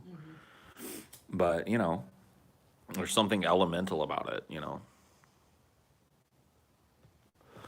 Dogs, I mean, you've all heard about dogs that, I mean, They get depressed as shit. right. And they go to where that person would sit with them and they sit there very sadly and they wait for that person to come back because and they have no concept of why that person isn't Yeah, there it's anymore. not like you took the dog all the way to the funeral and had him look in the box. Even if you did, Yeah. they would have probably just been excited to see that person in the box and not understood that that person is gone.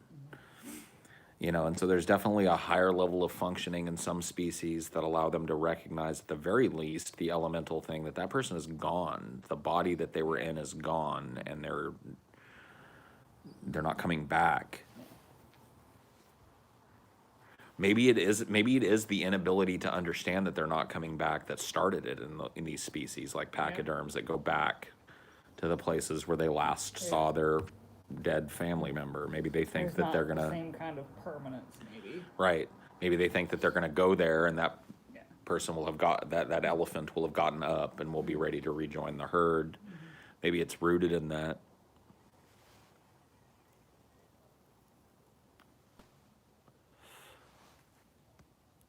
People have had to move pictures of their dogs that passed because their other dog will sit by it and be depressed. It's awful. Yeah, I can imagine.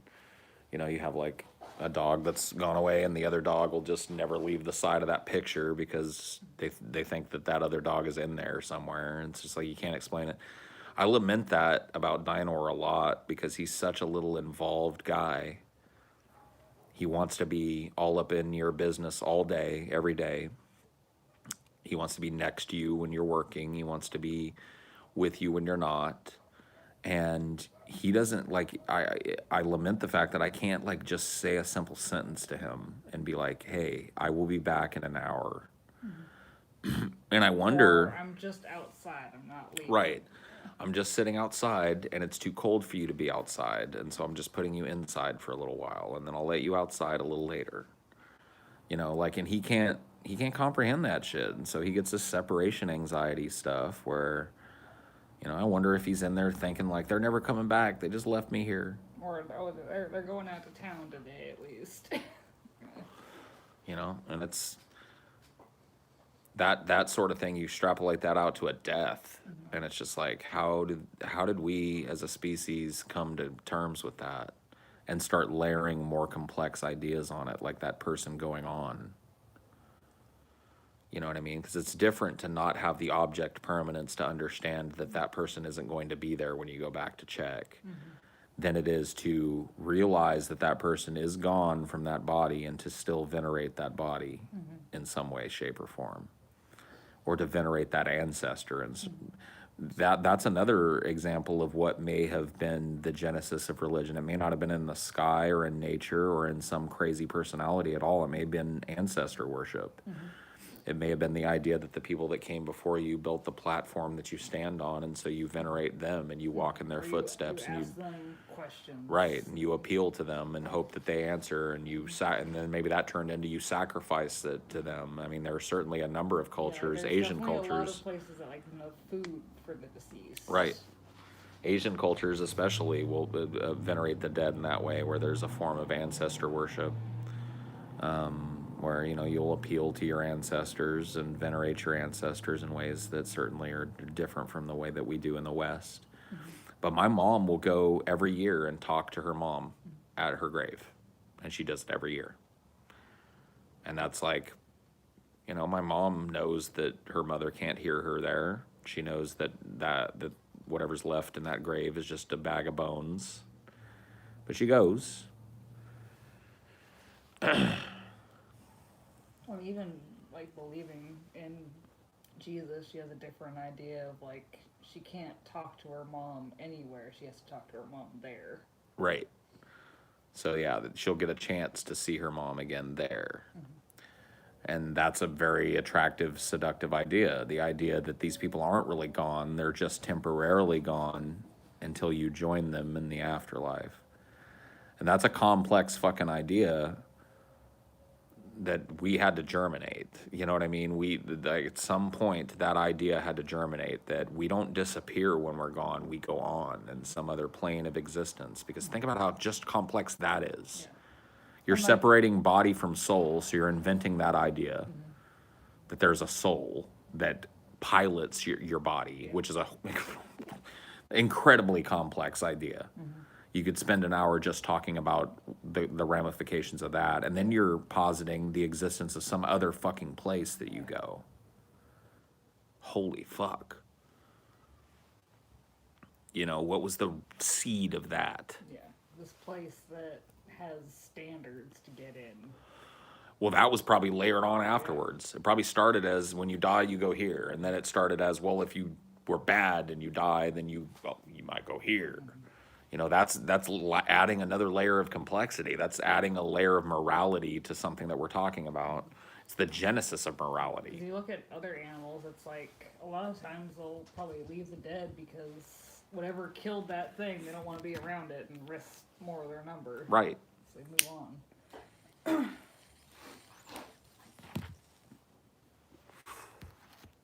Or even, like, there's a lot of animals that kill their young just based on the circumstances, so they have a very different view of death. Right. Do you lend any credence to near-death experience, like people who claim to see loved ones or go on to meet some omnipotent energy force or whatever, or is it just chemicals in the brain? I can't remember what the name of the chemical is, but there's this chemical that your brain is absolutely flooded with when your body dies. I think it's related to fucking DMT. Isn't it DMT? Yeah, right. And so your brain is flooded with this insanely psychedelic substance right when you die. And for those last moments, like, it makes total fucking sense to me, having listened to people describe DMT trips and having had psychedelic experiences of my own, that people who have come close to death, so close to death, in fact, that their heart stopped and their brain dosed that DMT out, and then somebody brought them back, or by happenstance they came out of it, would have this feeling that they were visited by some being or saw some omnipresent force, or even Especially, like, coupled with grief, like, because, like I said, people make those illusions all on their own with no chemicals, that Right. someone might be listening or making a noise or that they're around the corner. right. And so it's very easy to see how near-death experiences gain steam, and it very easily explains the people that have genuine ones. You know, near-death experiences are often the source of hoaxes and stuff. Like the little kid that almost died, that they wrote that book, and then it turns out none of that shit happened. The kid did almost die, but the parents wrote the whole fucking story and fed it to him. But there are people that have genuine experiences. I've had a couple of experiences where I came pretty close to dying. The closest one I would say are these episodes of syncope that I have, where your consciousness just kind of shuts off. And, you know, I've never had any hallucinations. I've never seen any dead relatives or remember walking into any light. So I probably didn't come that close to dying, but it's the closest I can approximate, because it really is like your basic functions just shutting down. And that's what it feels like. It feels scary for a moment when you realize what's happening, and then warm and accepting, and you just kind of like...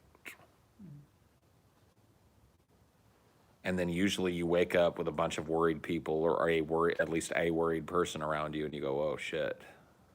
You know, but that person is way more distraught than you are. You've just had what I can only describe as a really calming experience.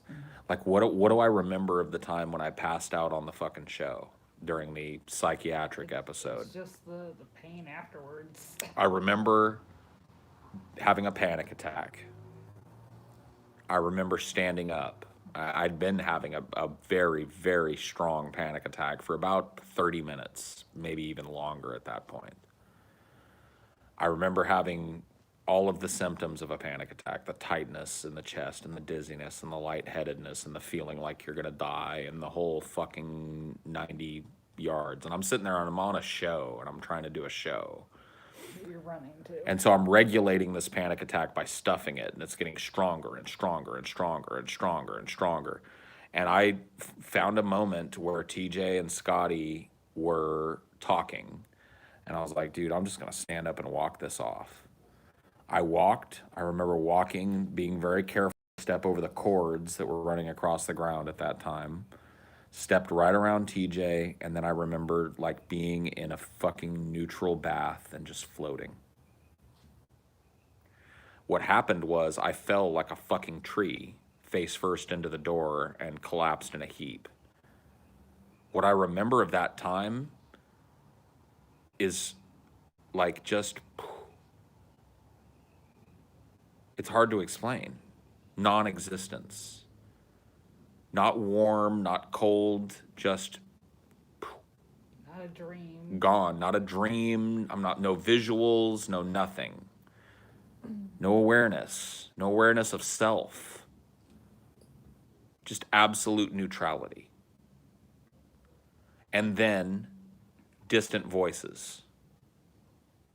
Paul, are you okay, dude? Paul, you just fucking fell, dude. Are you okay? And then you come around, and it's slowly but surely you come to the realization, like, I fell. I had a panic attack, or I had an episode, and I fell. But during that stopgap of time where you're out, absolute neutrality. You're just gone, and it's pleasant. It's like coming back out of it is pleasant. It's not even frightening. It's frightening that you don't know where you are for a second. It's frightening that you're on the ground and the last thing you remember is being on your feet. People are yelling at you. And that people are all around you going, are you okay? Are you okay? Call the this, call the that. That part of it is disconcerting, but the feeling you have coming out of it is pleasant. I don't know what else to say about it.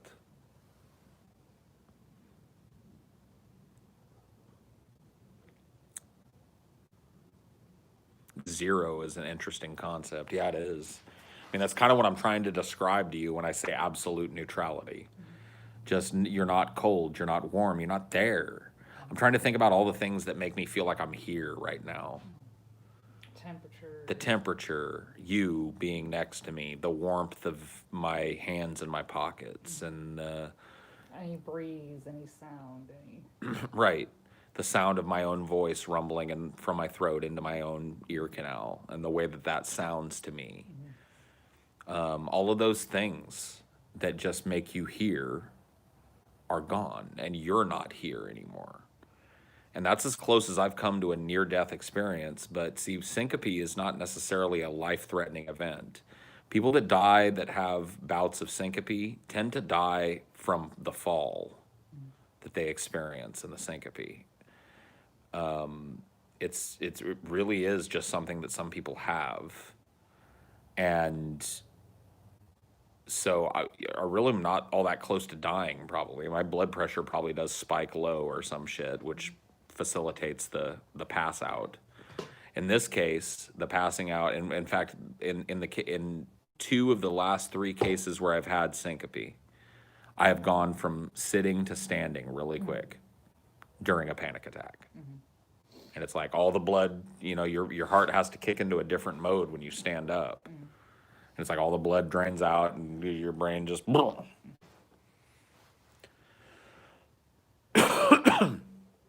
So, yeah.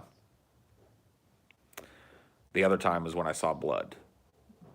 I saw blood gushing out of my own finger from a non-lethal and non-hospital worthy, but otherwise really deep cut where I clearly severed a blood vessel. And I went all the way the fuck out.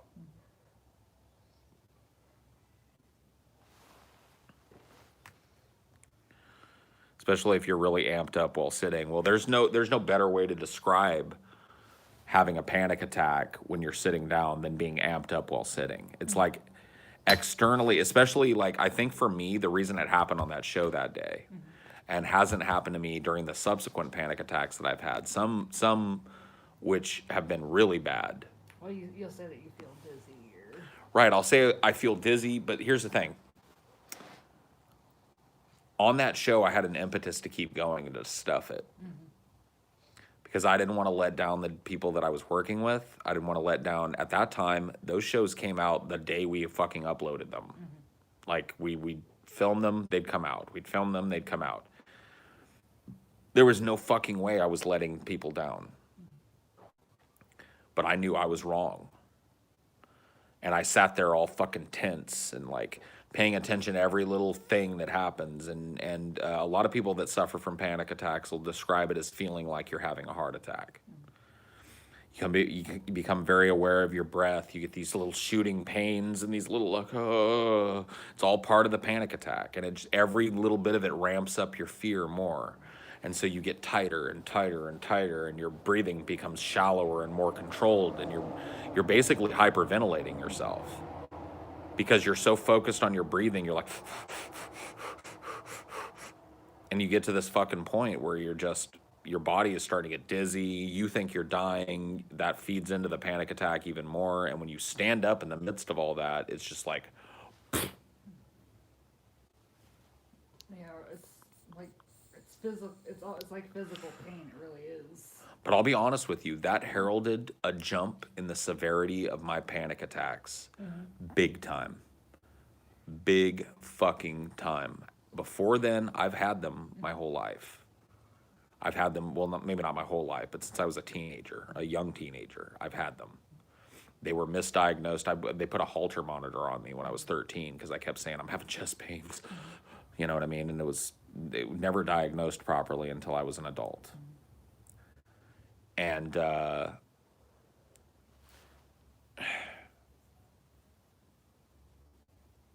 can't even remember where I was fucking going. You were saying that was like a hallmark of a new era. Oh, yeah. Yeah. Dude, that panic attack that I had leading into that, well, I'll tell you what. I was having panic attacks leading into that before. I think I told you about them. Yeah. It was like I'd be sitting there at the show.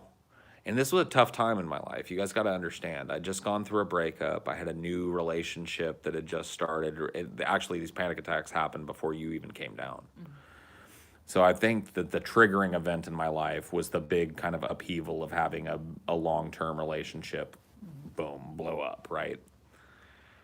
And it's like I started to feel so fucking overwhelmed. So fucking overwhelmed all the time by everything. And that triggered all of these panic episodes. And they were so different from the ones that I'd had before and so more frequent that that it fed the panic even more because I thought, oh shit, I'm having some kind of fucking cardiac event now. Great. And at this time, I didn't have any fucking health insurance. Not, just due to my own fucking negligence and shit. I didn't have fucking health insurance. And so I was like, it just ushered in a whole new fucking time for me where I really had to fucking learn to deal with that shit. And get help, honestly. And it's the same with every part of my illness. It's like all of it is progressive. It's like my depressions have gotten easier for me to deal with because I have tactics now to deal with them. But when I do fall into them, they're deeper. My panic attacks are more severe. It just goes to show you. You know what I mean? It's fucked. Piloting a human body is a weird fucking thing, man. It really is. Being at the mercy of your own mind. Well, not at the mercy, but really having to learn to navigate that and navigate yourself around panic events and depression events, or to get yourself through them without damage. You know what I mean? Psychological or otherwise. That's the fucking game for people that suffer.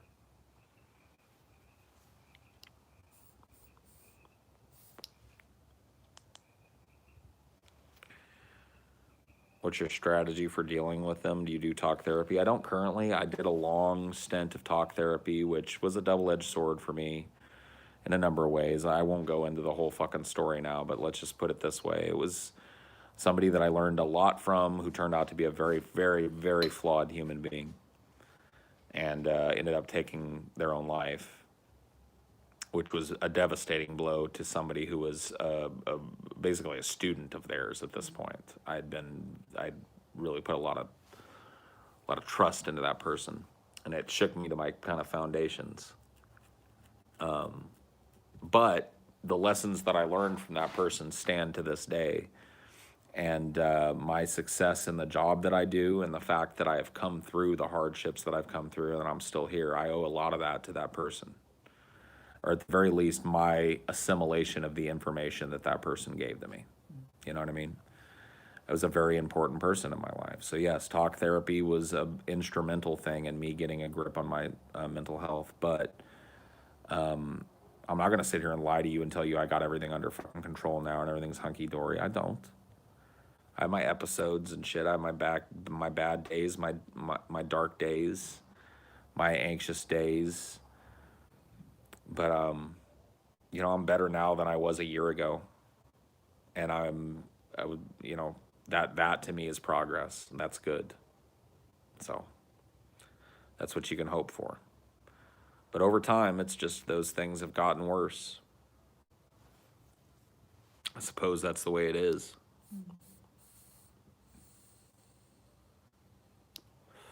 Not being alone helps a ton. Depends on who you're with. You know, there have been times, and I'm not trying to shit talk anybody that I've been with, but there have been times where having another person around me has been a negative thing. They've fed into those negative feelings. So there's a lot of people out there that don't have significant others that think like, oh man, my depression would just be cured if only I had a person. And then you get a person, that person has flaws too, and you find out, oh fuck. Not only do I feed this person negativity with my own shit, but they're feeding me negativity right back. And then you're in a toxic fucking situation. And that sucks, bro, for both people involved. Have we helped or hurt? What a weird question for one person to ask for all of chat. Having a place to come and just run my fucking thoughts into the world is a help to me. There have been days where I've sat down to do these and I felt worse after doing them. So, you know, the old double ad sore again. I hate to ride the fence on it, but there are some days where doing these is a really good idea for me. There are some days where it's very neutral. I feel okay after, I felt okay before. And there are some days where I just feel like shit because of you. Well, not because of you, but because I chose to put myself in front of you. And so I try and avoid doing these on days like that. Days that I just need to kind of like ride things out and be alone or have a little bit more space between myself and what I call the audience or whatever. I mean, it really doesn't, Joanne. I got to be honest with you. I like to blame you guys a lot for my moods, but I really bring my moods here. So it's like tonight, I felt pretty good, but I was a little on edge. And so I came in here and ordered 66 a bunch of shit immediately because I was just like, I'm salty. You know what I mean? And you were here and a bunch of other people that are really good contributors were here. So it really doesn't have a bearing on that. It just is what it is, man. How do you quantify your fucking mood? I don't know. I do my best to make sure I do no direct damage to other people with my mood. Like a block on fucking YouTube never hurt nobody. You know what I mean? Especially when the ban list is routinely cleared.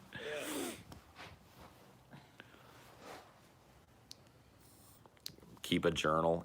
I've tried it. I don't like it. Just not my ball of wax or whatever the fuck. Like it. Just not my ball of wax or whatever the fuck.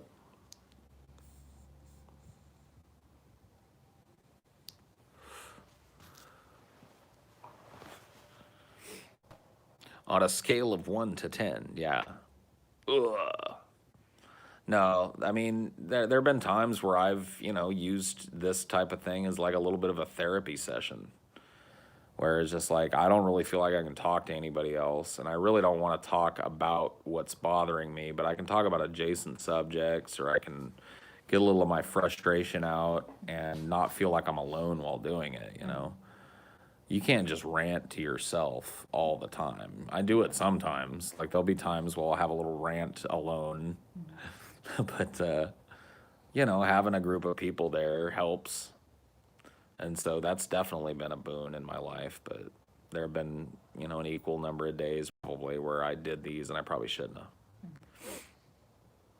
That's why you guys have seen like big kind of droughts in these sometimes. It's like right around that time when I was having all those panic attacks and shit, I realized that these were contributing to it. It was like, you guys will remember this if you were around. I was doing these Highdeologies that were like 30 minutes long, 40 minutes long, maybe an hour long before we started shooting the show from the studio.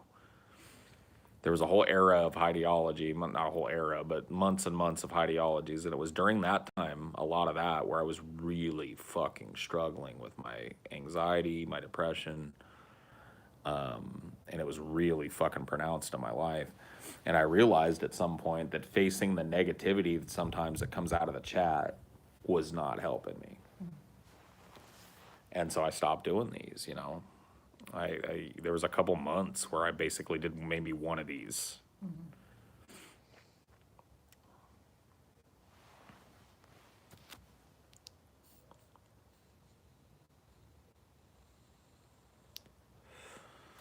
This was like the fat guy eats tacos era. Yeah. That's the only stream title that I remember. But if you want to see me from around this time, go look at Fat Guy Eats Tacos. And then the ones with similar settings. Yeah. Well, they're all going to have similar settings surrounding Fat Guy Eats Tacos. Yeah. So sitting in that chair, that was my spot in the fucking time. But if you want to, get a look into my psyche at a time when I was really struggling hard, I was in a bad place during a lot of those streams. And it's not your guys' fault, but it's just I came to realize that like, whoa, sitting down and starting a shooting day with a dose of negativity is not helping my performance. It's not helping how I feel at the end of the day. So I'm gonna stop doing this shit. And I did, and it was cool. And I got through what I had to get through, and when I started to feel better, I started to do these a little more often. I dipped my toe into it, and now I'm back in full swing because I'm in a way better place, honestly, mentally right now. I've moved to a place that's at least more in line with my beliefs. I've got actual, genuine, quantifiable privacy now, which is something I haven't had for years of my life. Dianor seems to be doing better. Amelia seems to be doing better. It's like, everything seems to be on ups and ups, and I feel better about all those things, and I feel better about myself in general. I got my struggle days and shit, but Cricket's been a good boy. yeah, Cricket's been fucking more well adjusted and shit. Just the whole fucking crew. Feels like we're all kind of blooming.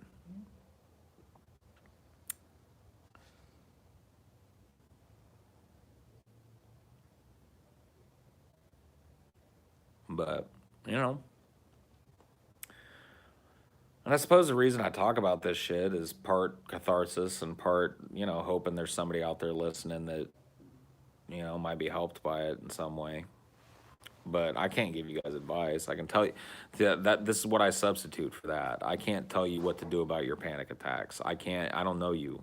I can tell you what I did with mine. I can tell you how I help myself. A little. You have all those soothing trains. I know. I like the train. I could give or take the train, though. I'm not looking for a place necessarily that's this close to a train, but it doesn't bother me and it doesn't bother Amelia. We both have spent time around trains, so. I think the current iteration of Paul is the best version I've had the pleasure of interacting with through chat. How nice of that, you to say that. I don't really think of myself in versions, though. Mm-hmm. That seems to be a fan community thing. And Jake, I'll get to your question in a second. there's like, oh, this is the mountain man era of Paul, and this is the this era of Paul, and it's just like, no, that's just me. Yeah. Like, I'm just, I don't know. I don't think of it that way. I don't think of myself as You don't have seasons. yeah. I don't. I don't. I really don't. Like, there are times where I'm happy, and there are times when I'm really sad, and there are times when I'm angry, and that hasn't changed over the course of my whole fucking life. So I don't really look at it as a version, but I'm really doing my best to put myself in a position where I'm not surrounded by stressors all day, every fucking day, and where I can feel like I have a little mode of privacy in this world, and where I can feel a little connected to nature in a way that I've been disconnected in a long time, for a long time.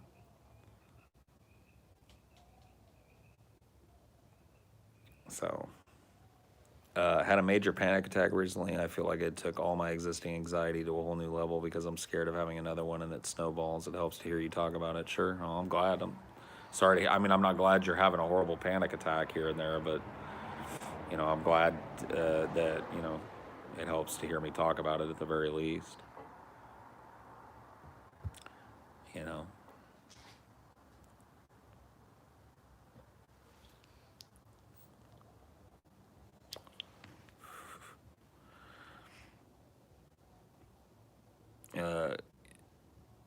Washington apartment dab rig Paul. Oh yeah, that Paul. I remember that version. I guess they mean more like you have like different locations, Sure. restrictions, and you got different. I understand where people are coming from with it because I move around a lot. Yeah. I'm not. I mean, at least I've been pretty stable for the last couple of years. This move has been the But first one I've done, you but change the little setting within the Sure. setting. sure, I'm not always presenting at the same time, and there's long content droughts, and I can see how that could lead some people to think that like, oh, there's this shifting. That used to be kind of a meme on DP that some people genuinely believed that like I changed. So I'd be really stoned on a show, and and I'd be all hoarse from all the weed that I'd been smoking and shit, and people would be like, Paul's putting on a new laugh. Oh. Jeez. I hate this new stoner laugh that Paul's doing, and I'm just like, dude, no, that's just whatever. Some people hyper focus on the little minutia,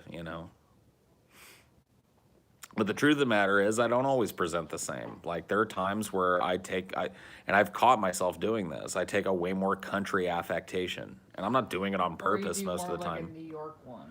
There is like kind of a weird, kind of abrupt kind of New York thing that I do sometimes too, and I really am not trying to do that. I'll tell you what it is. It's a consequence of having had an accent at one point that I made the conscious decision to not have anymore. And in doing that, you get to choose. Like, that's why I'm like not great, but I'm okay at doing several other accents. Is because when you're doing that, you don't really want to sound exactly like your friends. You listen to their vernacular, and when you listen to me talk, honestly, if you don't hear California in my voice, then you've probably never been to California. I talk like a fucking California stoner most of the time, but the truth of the matter is, when I was little, I had myself a little country accent. It wasn't super pronounced, but it was there. My mom still talks like this. When I talk to my mom, I get to talking like this. It's very easy for me to talk like this, and I went into high school talking just like this. And I got made fun of in 8th grade and 7th grade for sounding like this. And I didn't want to go into high school sounding like this. And so I decided I'm just going to start trying to learn how to drop that and pick up a different accent. And in doing that, I learned to love kind of like different accents as well. And that very generic Brooklyn, New York accent is one that I think is really fun. And so I learned it. And I think as a result of all of that shit, sometimes it just comes out when I'm talking. I'm not trying to put on an affectation and shit, but I could totally see how people watching me would be like, oh, he's talking like a fucking country guy. Or, oh, he's... like you intentionally took on an affectation was when like you were interacting with people in Louisiana. You sometimes. Oh my God. Well, because it's so fucking great. It's socially mobile. Yeah. Think about if I had been like, "What's up, bro?" to those guys that live down below us in that apartment. You know what I mean? You remember how I talked to them, though? Yeah. I just let myself lilt back into the little country accent that I grew up around, a little Central California / Missouri / a little bit of fucking Arkansas, a little bit of Texas. And it just made them way more likely to look at me, my big hippie ass sitting up there, and not have a problem with me. Yeah. And so it's so socially mobile to be able to change your fucking accent and be comfortable talking for long periods of time, or at least short bursts of time, in that type of accent. Like when I was trying to get this house, I countryed it up good. I bet the few times that she's interacted with me after I've gotten the house and I haven't countryed it up have confused the fuck out of her.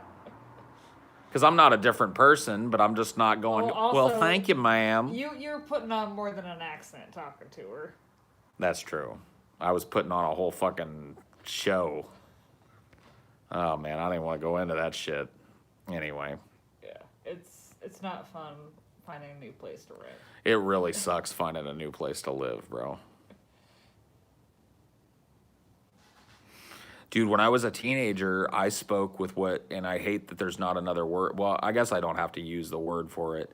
I spoke with like a more black kind of affectation. Because I had a lot of Hispanic friends, listened to a lot of rap, and that's the affectation that was used amongst young people at that time. And so when I was a teenager, I don't think that's changed, by the way. I see a lot of young white kids talking about how shit is, I'm dating myself because this probably isn't even the way people say, but lit or this or that or the other thing, woke or that. Something that's been taken from black vernacular. And they're using it and everybody's fine with it. You know what I mean? And it was kind of like that way. I had a very kind of, I used a little bit of black vernacular when I was a fucking teenager. You see me, like, I have periods where I swear a lot, and then I have periods where I don't. Yeah, that's true. You do, your cussing ebbs and flows for sure. That's probably good. You probably get bored just cussing constantly like I do. I've just been around different people that have different standards on it. So I don't know, dude. Maybe that's a reflection of me not knowing myself very well, but to me, it's just a reflection of me being a chameleon. Like, I've always been that way. I'm not trying to brag, but I can walk into a room full of people, assuming that I'm prepared, right? I wouldn't walk into, like, a room full of stuffy suits or whatever looking the way I look right now. I'd go get a haircut and shit if I had to. I'd shave off my beard, and I could go and I could be fucking respectable. I can hobnob around and have a fucking conversation with those people. I can also go and chill with a bunch of black folk. I could chill with a bunch of fucking, I don't know, like fucking hillbillies. I could chill, I could pretty much, anybody that's looking to chill, I can worm my way in there and chill with. Because I know how to be chill. I really do. I in fact enjoy being chill. It's the state of mind that I seek out.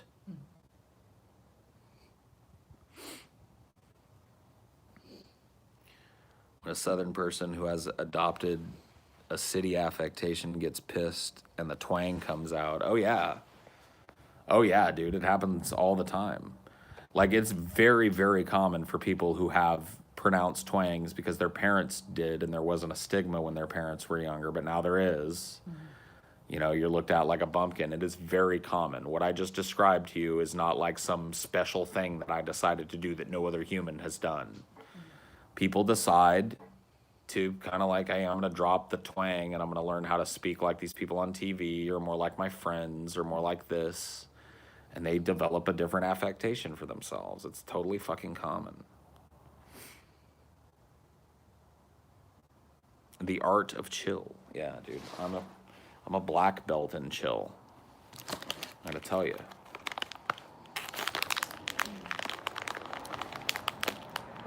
Are you cold, honey?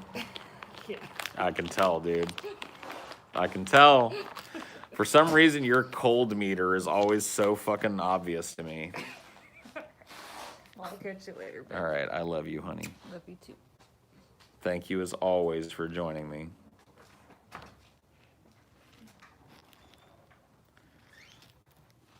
I love when Amelia's sitting by for these phone streams and she can chime in and shit. I love talking to her. Smarter than shit. She won't let me get away with shit either, which I like. It's good to have somebody there that's going to go, actually, that's fucking untrue. I'm like, oh, okay, never mind. Birds don't do that shit.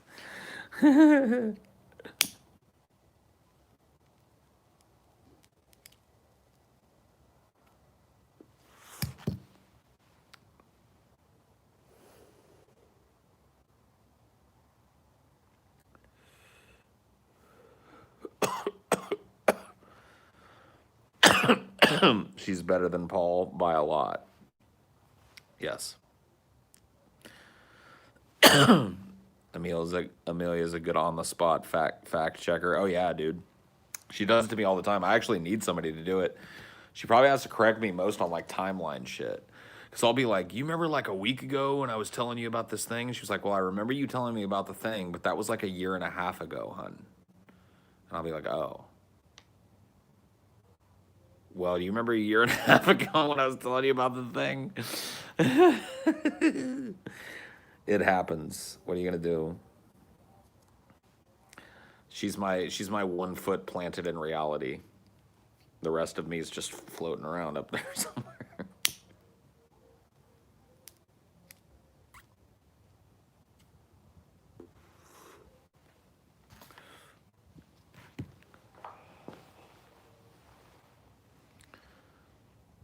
You know the thing. Exactly. I know the thing. I know you know the thing. I know we all know the thing. Men and women are created by, the thing. You know the thing. What's the first meme you remember receiving in an email? Mine was the monkey who faints after sniffing his finger that was scratching his butt. I think I've had this discussion before on Highdeology before, and I don't know that I want to get into it too far because meme culture is not something that I like to laugh at the funny ones, but I'm not into meme culture. I'm a little old to be a meme culture warrior, so. But the first thing that I saw that I would classify as a meme was probably Gary Brolsma, the Star Wars kid. No, that's Gary Brolsma was the different one. So it was like the Star Wars kid or the Numa Numa guy. I don't remember which one came first. Gary Brolsma is the Numa Numa guy. And the Star Wars kid's name was Ghislaine Raza or something like that. One of them was a fat kid doing a double-bladed lightsaber routine like Darth Maul, you know what I mean? And it was funny because he was fat and inept. And he got made fun of a lot for it and bullied for it, and that's kind of sad. But that was definitely a fucking spicy meatball when that one started getting passed around. And then there was the Numa Numa guy. The Maya he, Maya ho, Maya, however that song went. I can't remember it now, but yeah. Oh, there was a thing too. This is also a really early meme. I'm trying to remember the name of it. Oh, it was Ayababtu. All your base are belong to us. So there was this techno remix of what was one of the very early memes, which is a line of dialogue from some fucking video game. I don't remember what it is. Some Japanese line of dialogue that was really botched in the English translation. And the guy says, all your base are belong to us. And that became like a meme that people would paste over pictures and put in speech bubbles above people's heads and shit. And then there was this techno remix of that had all of those memes, which you probably still find it. That was a very early, like, modern meme. Zero Wing was the game. Well, thank you. How are you, gentlemen?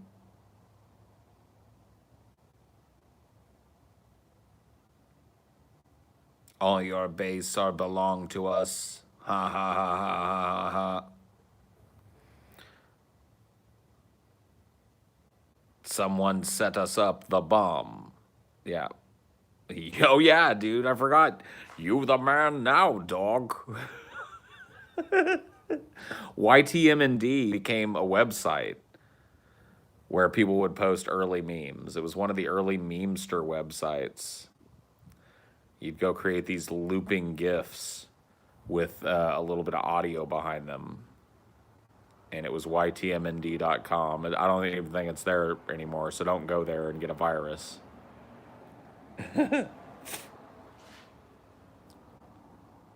You're the man now, dog. The first meme you remember was the "You're an idiot." Oh, you are an idiot. Ha ha ha ha ha ha ha ha ha ha ha. You are an idiot. Ha ha ha ha ha. What about the Frog Brothers? You guys remember the Frog Brothers? It's the crazy frog.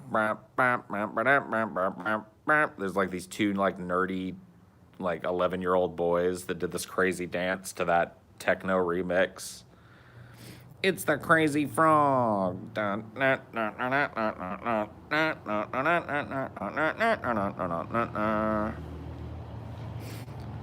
yeah, YTMND, dude. Captain Picard of the USS Enterprise. Captain Picard, no, it's Captain Jean-Luc Picard of the USS Enterprise. Captain Jean-Luc, it was like this loop. I would sit there and listen to it for like minutes at a time.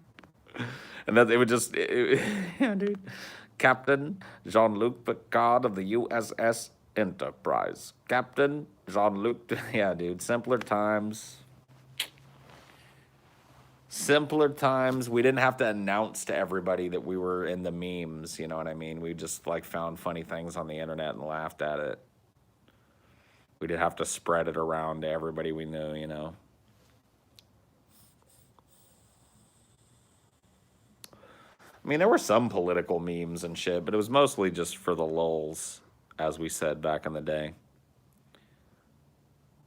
For te lulz, if you want to be really correct.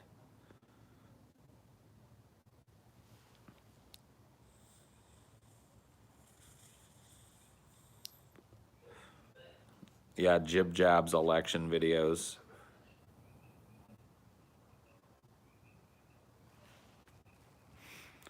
Why do cops keep taking guns from people in the city, yet respect white suburbans' right to bear arms? Dude, I don't know. You tell me.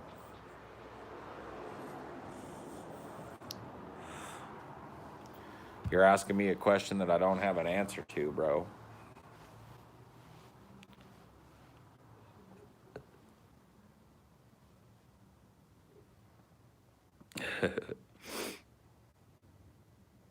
The Badger, yeah, dude. Somebody mentioned that earlier, and I remembered what that was just now. The whole, I think we went over it recently. The badger, badger, badger, badger, badger, badger, badger, badger, badger, badger, badger, mushroom, mushroom, badger, badger, badger, badger, badger. That shit was a meme, dude. And then of course you know what comes after. Snake, snake, oh, it's a snake. A badger, badger, badger.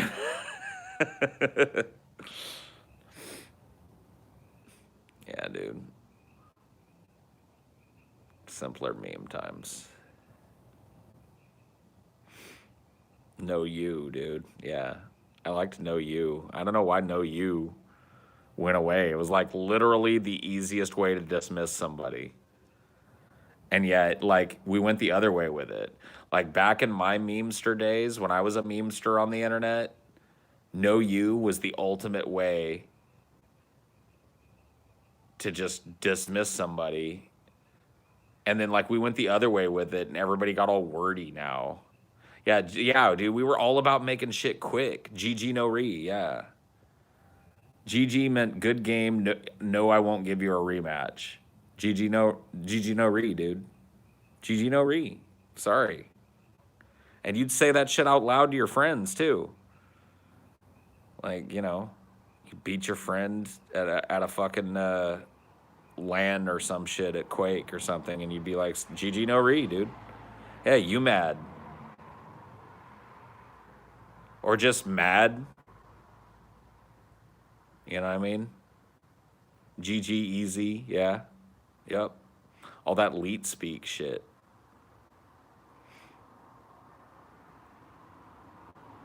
Yeah. Just mad. You mad? Why you so mad? Raffle copters, yeah, dude. Jelly. Oh, dude, I miss that one. I still say that one all the time, dude. Jelly as fuck. You jelly, dude. And then you jelly became just gel. Like you're gel. Why you mad though? Yeah, yeah, yeah. 1337, yeah, dude. You know. You were there, dude. You had skills. You know how to download LimeWire, dude.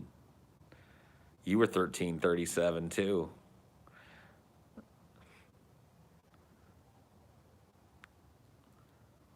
It's only game. Why you have to be mad? It's only game. Why you have to be mad? Why you have to be mad? It's only game. What about more, dude? More dots, stop dots, dude. I loved that meme. More dots, stop dots. All right, DPS the fuck out of him. More dots.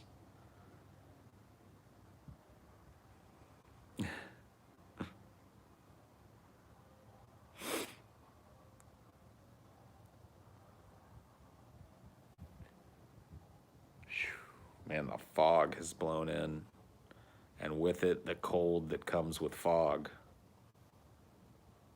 All that clingy, wet cold. Whew.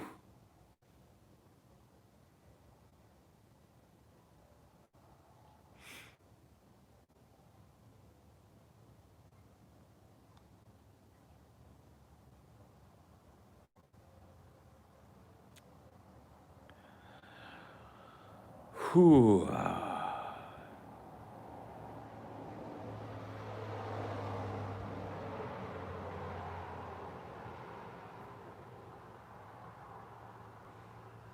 Smells so nice, though. The air's so nice and crisp.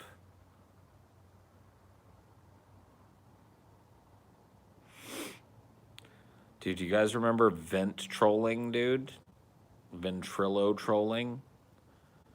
Where, like, people would... Ventrilo was, like, an early, like, Discord kind of thing for guilds and shit. And dudes would, like... This dude would join people's Ventrilos with soundboards and troll them as, like, Arnold Schwarzenegger and stuff. Yeah, those were the best, dude. Those were the best, dude. Vent trolling was some of the funniest shit, dude. An old internet episode. Yeah, it would be pretty fun to go back and look at some of those memes. Super Video Compiler. Yeah, that was his name.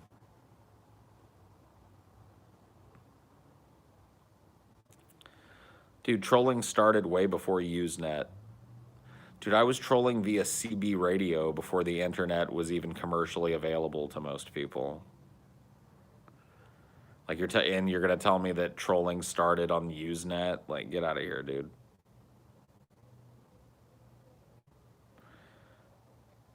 Like, dude, I was hard trolling with real consequences at like 9 years old.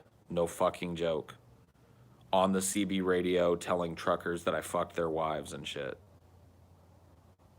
And then when they laughed, I'd be like, I don't know why you're laughing. She didn't laugh, she moaned.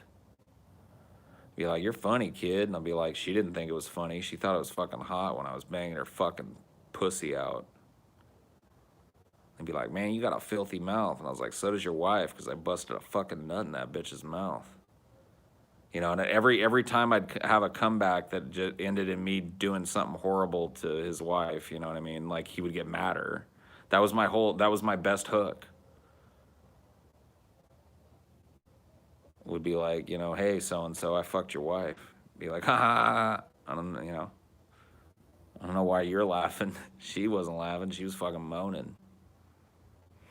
I had the whole fucking script, dude. Dude, other truckers would hella laugh. Like they would fucking wait for me to do it to somebody, and they'd all bust out laughing when I got through it. Like I got to the point where I trolled so hard that people started to like me because I made people laugh a lot. You know what I mean? But there were a few people that took it real fucking serious, dude. Came looking.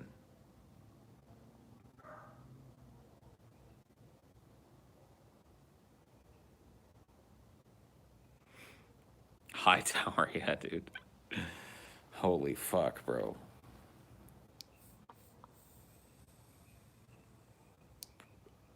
Thanks to your advice, me and your crush are going out now. Hey, look at that.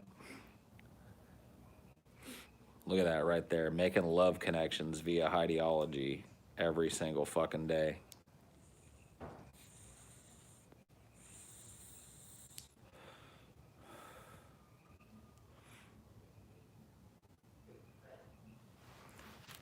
You're a legend. My friends and me made some prank calls and online chat trolls at a super young age, but never got to the level of stories you've told about it. Dude, I don't know, dude. Dude, me and my friends, when I was like in my teens, and especially when I was in my teens, but I was doing it at a fucking young age. Like the CB shit, like I said, I started when I was like 9 or 10.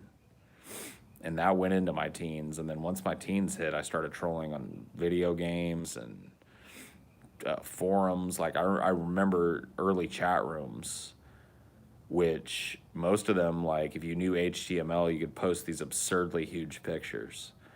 And so I remember going to this chat room that was devoted. I think I've told you guys this story before, by the way, but just because it's germane. I remember going to this real early chat room that was devoted to the release of that movie Independence Day with Will Smith. And it was like filled with people who would come by and leave comments about it, and some of them were trying to have conversations, and it was all just like basically kept in order by just by this sense of like decorum. They were like, oh, I wouldn't be here if I didn't want to talk about Independence Day. You know what I mean? And so, like, I would find these absurdly huge promotional pictures of, like, the Independence Day ship blowing up the White House, or the Independence Day ship blowing up the building or whatever, just the alien ship doing its thing. And it would take, like, people back then, you got to understand, like a picture like that, it might take you 10 minutes to load that shit. And I knew a little bit of basic HTML, and so I knew how to, like, link a picture. And so I did. I'd link these absurdly huge pictures, and people would fucking go shit crazy because it would lag their computer for like 10 minutes while that one post tried to load.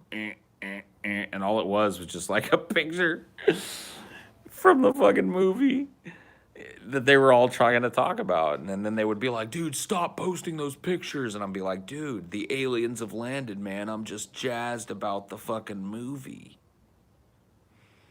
The aliens are here, bro, and I just wanted to share the picture with you. I'm sorry I didn't know. Have you seen this from the movie? And it'd be like, no, no, no, no. And I'd be like, zzz, zzz. I'd post another giant fucking picture that would take them 10 minutes to fucking see. And there were no moderators back then. Like, the concept of a moderator, it was people like me that invented, like, or well, necessitated the invention of that job. In the early internet, like, chat rooms didn't, like, per se, were not moderated. There might be somebody whose job it was to take a look at it every once in a while, but dude, once I figured out I could post the Independence Day pictures, it was a hop, skip, and a jump before I was posting big dicks and like big old pussies in the chat. Because it was just like, who was gonna stop me? Moderated Usenet. Oh, all right, well, whatever. I'm talking about in the internet at large, the commercially available internet, not a group of geeks on the in. Like, oh my god, I hate you fucking actually people, dude. I'm not talking about Usenet. I'm not talking about a small group of college geeks and math nerds that are all in the know, like some kind of fucking dorky internet ham radio situation where there are all these rules and shit, you dumb fuck. I'm talking about literally the dawn of the commercially available internet where dumb fuck mom and dumb fuck dad and dumb fuck little sister and dumb fuck grandma and dumb fuck grandpa were all getting on the interweb. Like, don't ever fucking correct me in here again or I'll ban your dumb fucking ass. Like, if you correct me, you better damn well be right, bro. I'm coming here with your fucking, like, moderated Usenet, ... You fucking dork. Go suck a tailpipe, bruh.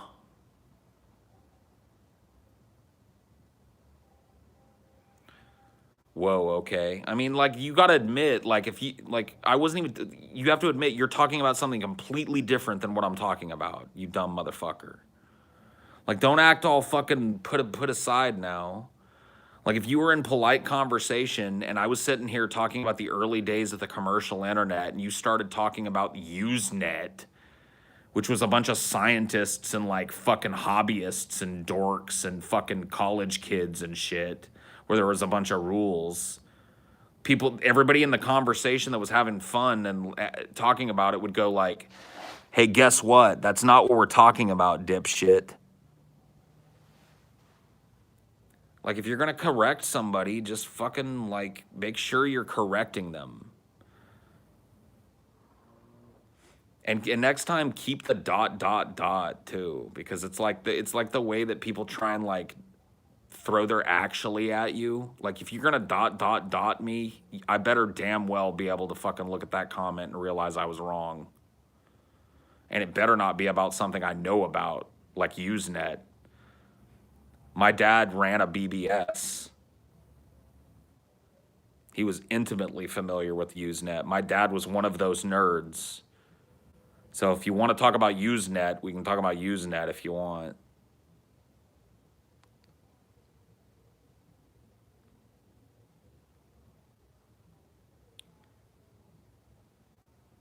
I don't know, dude. I just hate it when people are like that, man. What is the impulse in people to try and correct people when they're in the middle of a fucking conversation? And it's not even a fucking correction. What the fuck is a BBS? BBS is short for bulletin board system, and it was an early form of web page. It was run out of a single person's house. You had to know the phone number to the machine, and you could access a web page and sometimes play games like multi-user dungeons, MUDs, we called them back in the day, where, you know, it was all text-based, but within that text-based world was this giant open-ended world where you could kill other players, create any kind of character you wanted, level it up. It's fucking insane, bro. Like what was in war games, kind of like that shit, yeah, except for like the real version of that, not stripped down and simplified like it was in war games. Yeah, my dad ran a local BBS for a while in the fucking 80s. He was a Usenet guy back in the 70s, actually from the military is when he started with the Usenet shit because he went that route.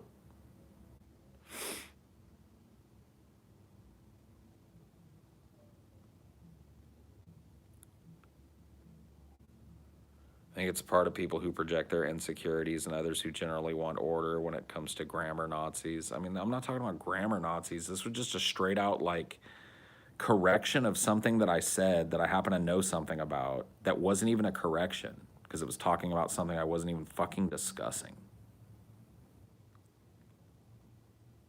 I just hate that impulse in people, dude. It just makes me so fucking mad. I just want to teach people. Plebsplaining, yeah.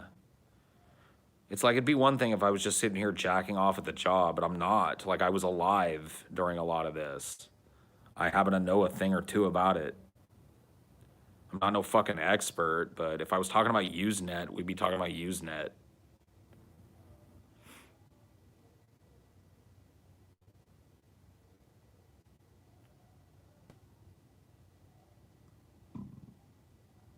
I wasn't alive then, but for a class, you had to learn about Usenet.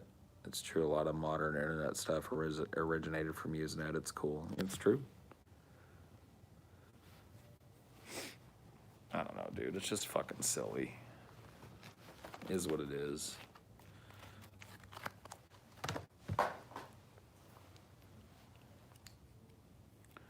Whole flow of the conversation all fucked up. Because someone had to be corrected. No, whatever. Whoever you are, I'm sorry. I mean, but just don't do that shit in here, because you're gonna end up banned one of these days. One of these days, you won't get a tongue lashing. You'll just get a banning. Like, if you're gonna correct me, you better make sure you're fucking damn well right and provably right. Because if I get fucking fake corrected and you waste my time with that shit, and I know I'm being fake corrected like I was in this case, it's just gonna. I'm telling you, that's ban bait.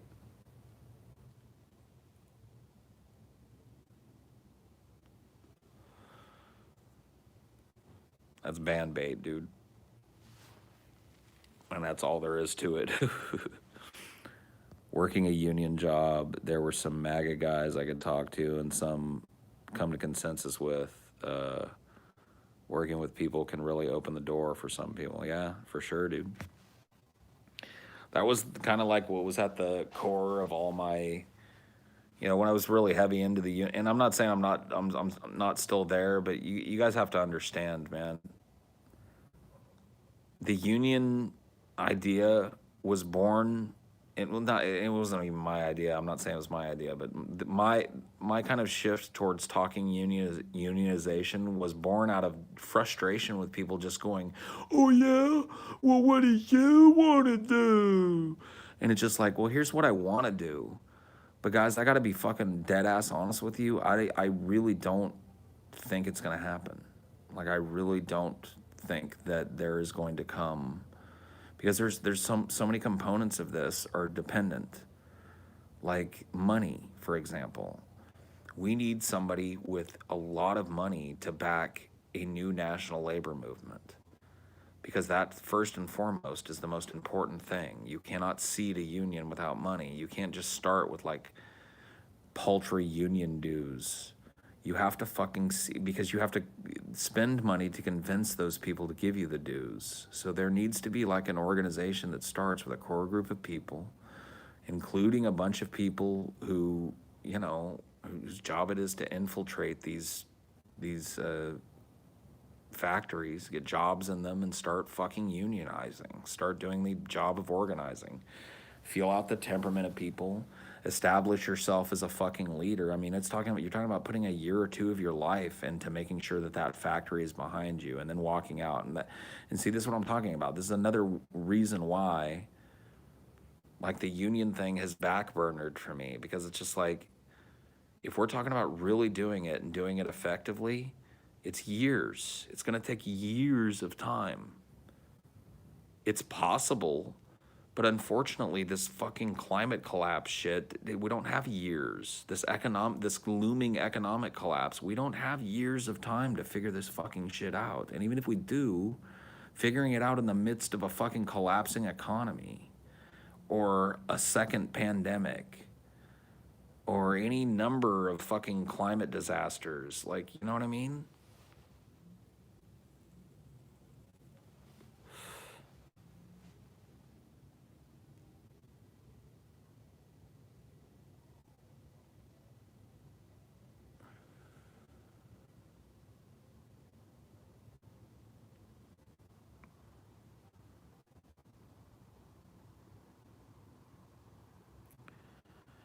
Worked at FedEx for years, and they're big on indoctrination their employees on how terrible unions are. Well, of course, because it's not good for their bottom line for you to unionize and have collective bargaining and protections and rights that come with the fact that you're trading a profound amount of your life to that company in exchange for a paltry amount of fucking money. Like, they'd rather pay you shit and tell you that it's fucking pudding cake than actually give you a bite of fucking pudding cake every goddamn once in a while.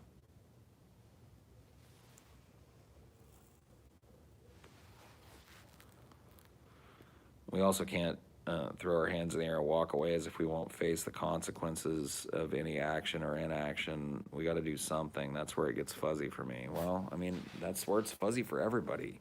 Dude, if I knew the answer to that, I'd be telling it to you. You know, if Derek Jensen knew the answer to that, he would tell it. He's been talking for 30 years about this shit, about the need for revolutionary change in the climate. It's no joke. I mean, the dude's got chops. And nobody's listened. And shit has just gotten infinitely worse in those years. And he's been right. And he's not the only one. And it's just like, those people haven't reached anyone. So what can I do? Well, I'm going to do what those people did. I'm going to talk about Ishmael, the book that opened my eyes to those people and to the climate as a fucking problem, really. I did that, and I still do that. When people talk Ishmael with me here, we talk Ishmael, you know what I mean? I'm going to talk Derek Jensen. I'm going to talk about my favorite philosopher. I'm going to echo his words out, and I'm going to take his concepts and spin them into my own words. And I'm going to use concepts that I've learned from him to elucidate things when chat asks me questions about them and when it comes up contextually on my show. But if you're asking me to go fucking like move into the woods or throw a grenade at a dam or something, like what would that do? They're just going to fucking fix the dam. And I'd go to jail for fucking 30 years for terrorism and shit. Or go blow out an iron gate or some shit that prevents salmon from spawning back upstream and shit. You know what I mean? Derek Jensen talks about the need for these sort of things, but he hasn't done them.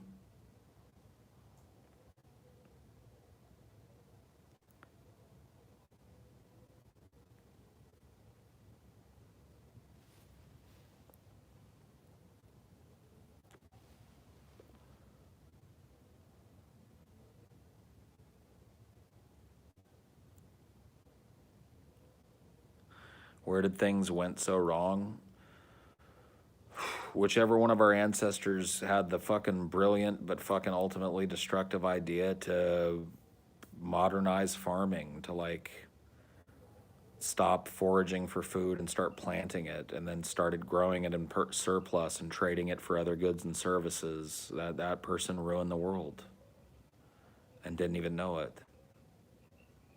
Because that idea spread and spread and spread and became capitalism, and it became monoculture, and it became everything that's destroying the fucking planet. It became dams over rivers that used to teem with salmon. It became fucking skies that used to be choked with pigeons, now choked with burning forest smoke and smog and shit.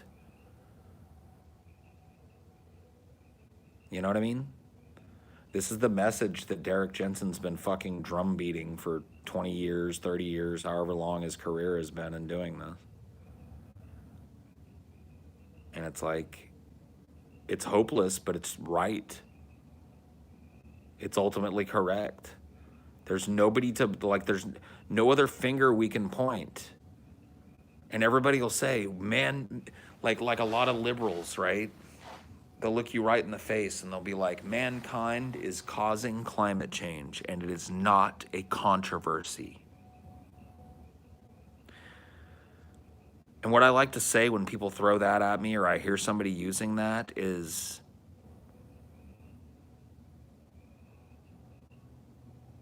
so you advocate a return to a sustainable way of living, right? Like a massive reduction in human population, a massive reduction in the use of these fossil fuels and things that are destroying the environment, and a return to a simpler, more nomadic way of life, right? Well, no, because eventually the mega machine will come along and clean everything. You know what I mean? It's always the same bullshit. It's always like, it is incontrovertible, you stupid maggot, that men and women and people in general are causing climate change, okay? Science agrees on it. But when it comes down to doing the fucking hard work of undoing that damage, or at the very least surviving it and coming up with something sustainable to follow it up, nobody's willing to talk about it. Everybody has to believe that voting for Joe Biden is somehow going to do it. Everybody has to believe that somehow the squad is going to go from 10 members to fucking 128 or 600 members or whatever it is. You know what I mean? Like, it's ridiculous. It's ridiculous and it's masturbatory.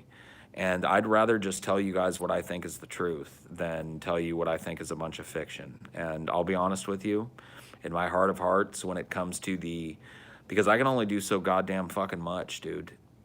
I don't have the money it takes to start a union movement. I don't have the fucking reach it takes to start a union movement. I can only do what I can fucking do. And that's it.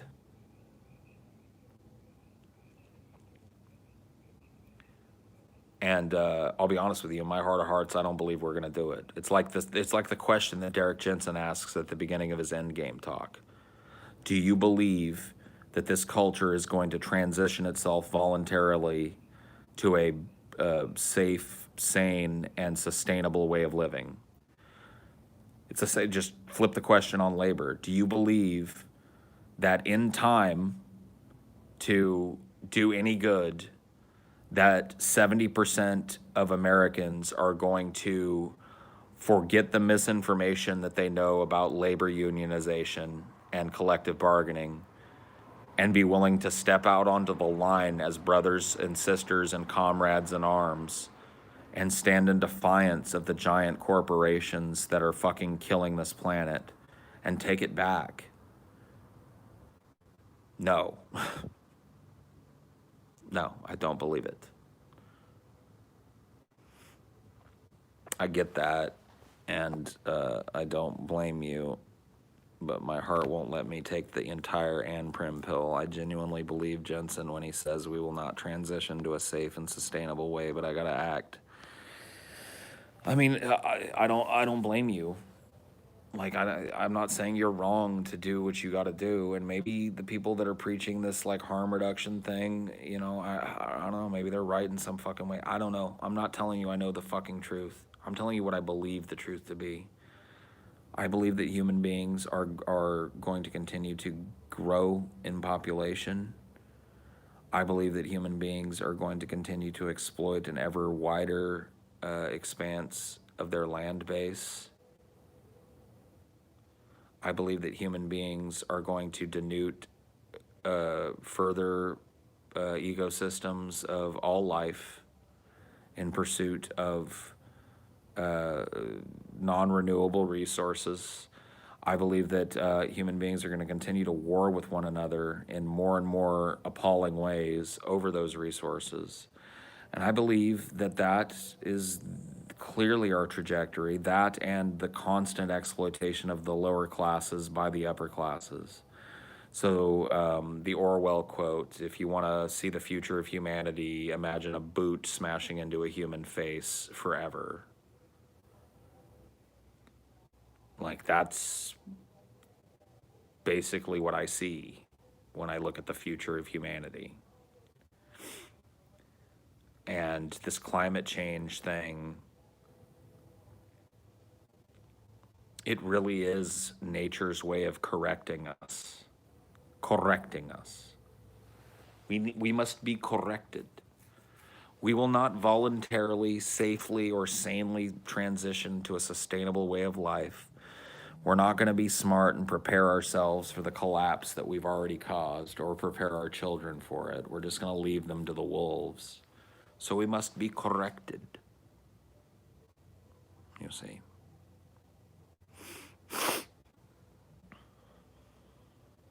Mom's coming round to put it back the way it ought to be.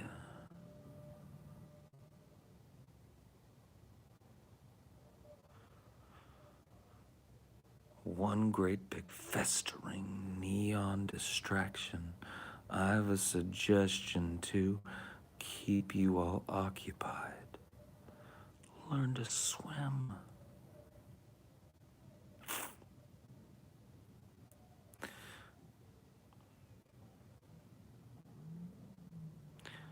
And of course, violence is never an option to correct the exploiters. I didn't say that. I just can't talk about that here.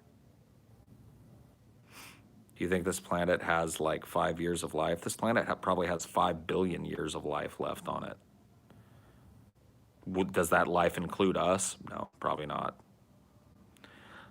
You need to start asking me, like, what's humanity's expiration date? Because I'm telling you what, the planet's going to be just motherfucking fine. The planet has an ocean of time with which to heal itself. And life has an ocean of time with which to give another shot. It's us. We're at risk here. We and the animals that we share this place with.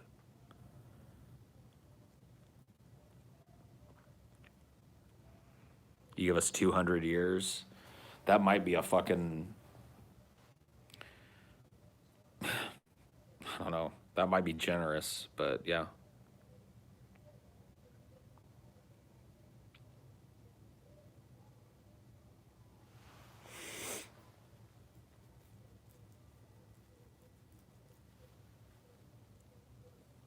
Oh, man.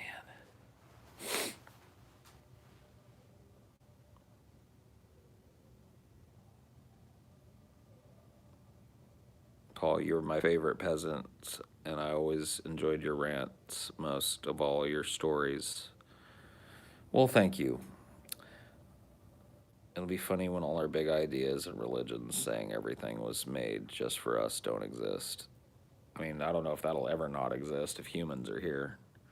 I don't know if we'll ever shake ourselves from that. The sad thing about like being a real, true, hardcore, dyed-in-the-wool and prim is that like the lessons, the like negativity that this culture has brought into being won't be repeated. And Derek Jensen sums that up, what he believes, in saying that the only metric by which we will be judged, and when he says we, he means those of us alive now and those of us to come, the only metric by which we will be judged by the people that come after the collapse, the people that survive the collapse, if there are indeed any, will be the health of the land base. Nothing else, none of our other squabbles, none of our other silliness will matter to them. It'll be the health of the land base. It'll be what we left behind, the destruction we wreaked, and the harshness that we left them with. And I do believe that that is going to be something that's absolutely impossible to ignore in the short term. Will humanity be able to remain in that equilibrium in the long term and not just take the bones of this culture and build another one just like it that is even worse because it's built in the bones of a culture that had already almost sucked the planet dry of the resources it needed to make that progress? I don't know.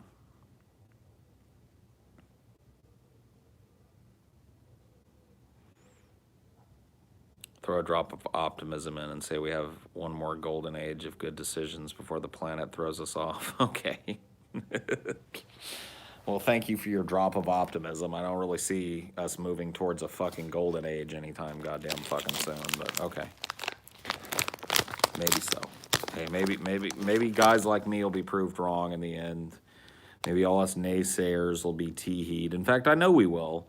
Like so many of the people that are within earshot of this will go to their graves thinking like, "Hey, that Polizzico shit never happened." Like I ain't talking about it happening in your lifetime, dipshit. Maybe it will, but I'm talking about 100 years, 150 years, 200 years into the fucking future, when the chickens really come home to fucking roost and humanity is faced with its own extinction. Whether it's by biological agent, some virus that's way worse than fucking COVID. Because I'm telling you what, dude, if COVID had a higher kill rate, it'd be a pretty close to extinction level event for humanity right now. we would be literally living in a goddamn fucking nightmare that even the movies about this type of shit haven't failed to capture the brutality of. If COVID-19, instead of having a between 1.5 and 2% kill rate, had like a 5 or 10 or 15 or 20% kill rate, we would be living in a burning husk right now. And it's going to happen at some point in the future if we don't change the way that we do things.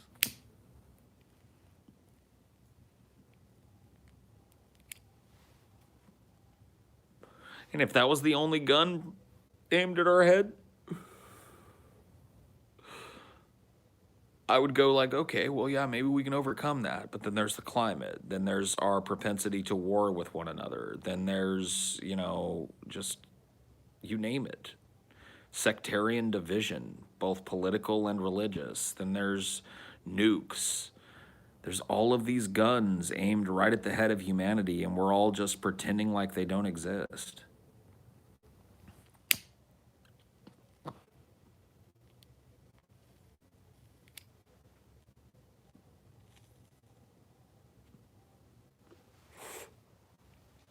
Ooh-wee, ooh-wee.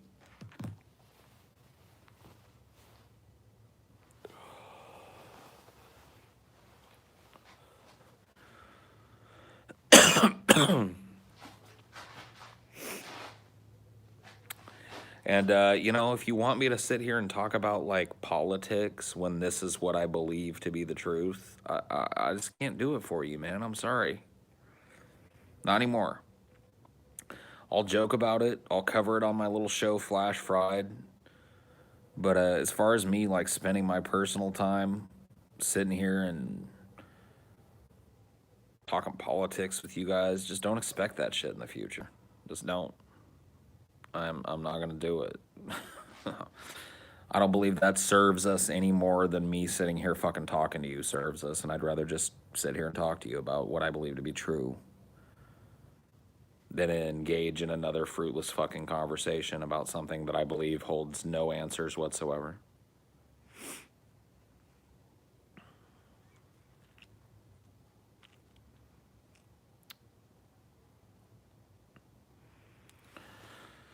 The resource wars over oil is right around the corner. They're not right around the corner. We're involved in them now. What do you think the geopolitical positioning that we're doing in Syria, Libya, Afghanistan, Iraq, all the saber rattling with Iran, what do you think that's about? That's the resource wars for oil.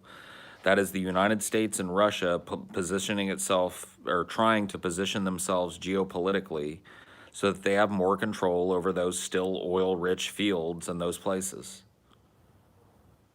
They're just doing it via proxy. It's not like I've declared war on you, Russia, and we will fight a resource war. It's like I will arm the rebels in this country. Well, I will arm the existent government of that country. Pew, pew, pew, pew, pew. The rebels win. Therefore, the United States has a friendly government that will sell us oil on the cheap. God damn it. Well, next time we'll have to do better, Russia. You know, that's the way, that's what's going on, guys. Hello. Hello, McFly. Quit saying, like, I feel like when the resource wars start, it's like they started fucking when I was a kid. You want to know when the resource wars really kicked off in fucking earnest? When I was a child, Operation Desert Storm. This fake fucking, like, we're gonna go defend the people of Kuwait. It was all about fucking making sure we were adjacent to the oil, making sure we could secure the oil, and making sure we had a casus belli to put a fucking military base that never leaves near the oil.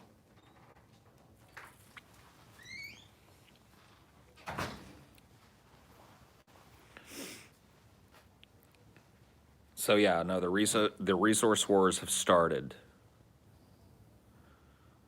Yeah, well, the resource wars started thousands of years ago, sure. But we're talking about the modern conception of modern countries with nuclear weapons and jets and fighters and bombers and navies and shit fighting each other over resources has been happening since I was a child.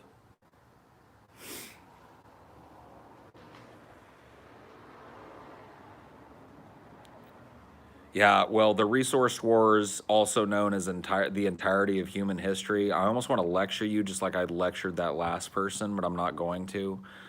I'll just give you the same warning. Don't fucking correct me unless you have something to actually correct. The entirety of human history didn't have nations bristling with nuclear weapons, you dipshit. We threw sticks at each other over whether or not I got to get this berry patch or not, you dumb motherfucker.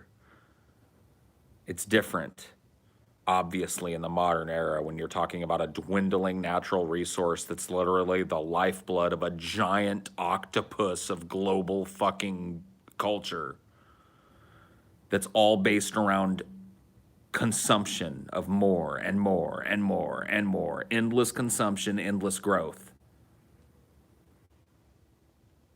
If you think that's the same thing as two tribes of people squabbling over a berry patch, then I invite you to go take a fucking long walk off a short pier. Or as I like to say, dunk your fucking head in the toilet and flush it.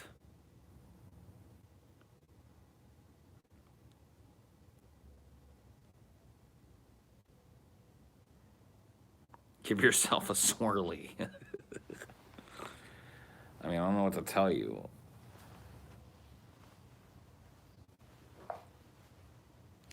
Where did my fucking cigarettes go? Have I gone insane? Oh, there they are. I knocked him. I knocked them. I've been flailing my arms around out here like an ape, honey. Oh, did I mess up your harness, Steve? Oh no. What happened? What happened? Confused. He's like, what? All right, come here. Mama messed you up. Come on. Might be able to just tuck that under something. Yeah. Doesn't look like it serves any purpose, but Yeah. yeah, if you just wrap it around a few times, it should be just fine. Out of your way. There you go. All fixed. No, we're not going to do a fetch right now. It's foggy, and Dad heard a big old pack of coyotes last night, so we're not going to do that. You just got that on you in case you wander off. If you got to go potty, you can go potty with that, and I'll go walking with you, but that'll be it. I'm sure it's about that potty time. You had a big old meal. Gotta go potty? Go potty. No, you don't have to go potty? Okay, then don't go potty.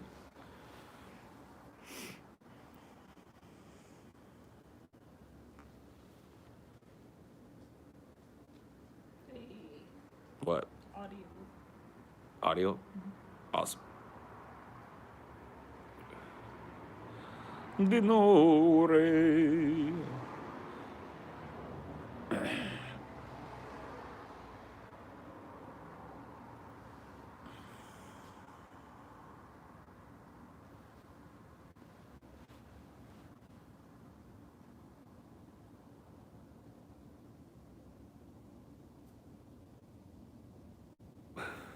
I wrote a little song to the tune of That's Amore called That's Denore once.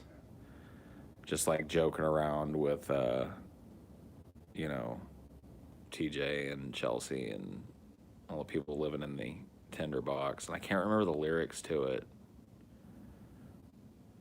It was like something like, if you hear someone whine with no reason or rhyme, that's Denore. It's so true. That's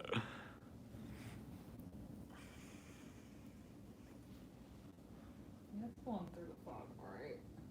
Yep. No, it's fine. I just, I don't know. We got a fence around our property and shit, but like that, there was a big fucking pack of coyotes last night, honey. Have you gone back and listened to them? So I think you were inside when they started yipping. Dude, they were a ways away. They weren't right up on us or anything. Like I grew up around coyotes, so I know they sound like they're way closer than they are usually. And I could tell that these were probably about a mile out, maybe even farther.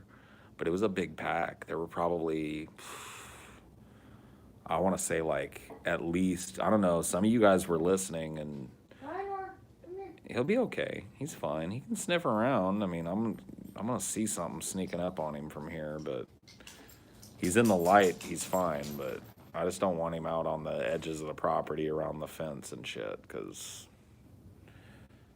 man, there had to be like 8 or 10 individuals at least in this pack by my ear.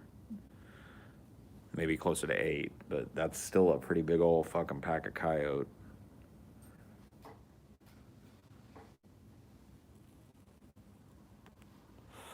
No, I don't have any hunting gear, as in bows or sniper rifles or tanks or anything, no. Knives, sharp sticks. You got a paddle. Yeah, I got a paddle. I've got my ass, which can be deadly.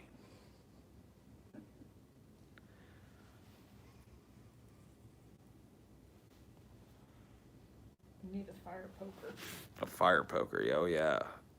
Hey Paul, have you ever listened to the album Harakiri by Serge Tankian? Nope. So you're defenseless, good to know. I didn't say I was defenseless. I just said that I don't have any fucking sniper rifles or tanks. Or bows and arrows. Or bows and arrows.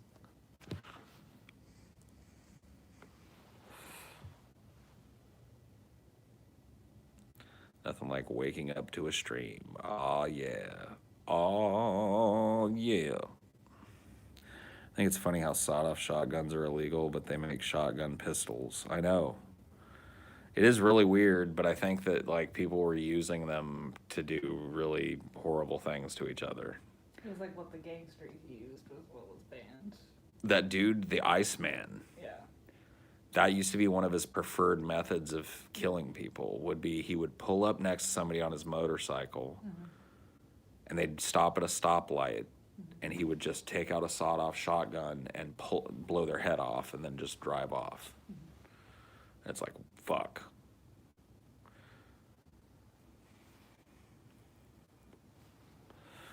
It's a lot of power in a sawed-off shotgun at short range, and it does horrible, horrible damage to whatever it's inflicted on. He tells that story, and I can't remember if it's the Iceman tapes or the second one. There's 2 great HBO documentaries that I recommend you watch if you've never seen them, where they actually sit down and interview him. I think he's still alive. Maybe he passed away now, but he was alive and in prison. The only one I saw was like the docudrama version. Yeah, see, no, you got to watch the one where they actually talked to Richard Kuklinski. He was alive, and HBO interviewed him twice. Once with just an interviewer, and once with a psychiatrist who actually like psychoanalyzed him a little bit with his consent in front of camera. And he tells some absurdly insane stories about things that he would do. And all of them are backed up by evidence. He tells a story about one of the ways that he killed a person. He was a sadist. He was a person who was incapable of feeling empathy. He felt a sense of protectiveness over his family, but he didn't feel empathy for other human beings. So protectiveness is not empathy. Yeah. And so he's incapable. Loyalty is not empathy. Right. Loyalty and protectiveness are separate from empathy. Empathy it's this whole thing. It's being able to experience things through other people. So he had no empathy. So he did acts of random violence for no reason. He admits to killing a person one time because he saw a guy taking a leak in an alley outside of a bar, and he thought it was rude that somebody would like piss on somebody's property. And so he went and he just literally choked the guy to death and left his body in the alley. And people, the cops probably found that and thought, oh, dude choked on his own vomit, or a drunk and just fucking froze to death out here, or whatever the fuck it was. So many of these bodies that turned up. And he would do subtle shit like sprinkling cyanide on people's food so that they would look like they had a heart, not cyanide, but whatever it was. He had some concoction he would sprinkle on a food, and it would just kill you. He had one that was so potent that he would put it on a glove that he was wearing, and he would brush up against you at the bar, and you'd die a day later because it would just get into your skin and you'd just die. And then it looks like you had a heart attack or you had liver failure or whatever the fuck it is. And Like ricin or whatever. Right, shit like that. But for some of these dudes, he tells a couple of stories that really stand out. I'll paraphrase a couple for you. One of them is he said he got this guy that owed him money.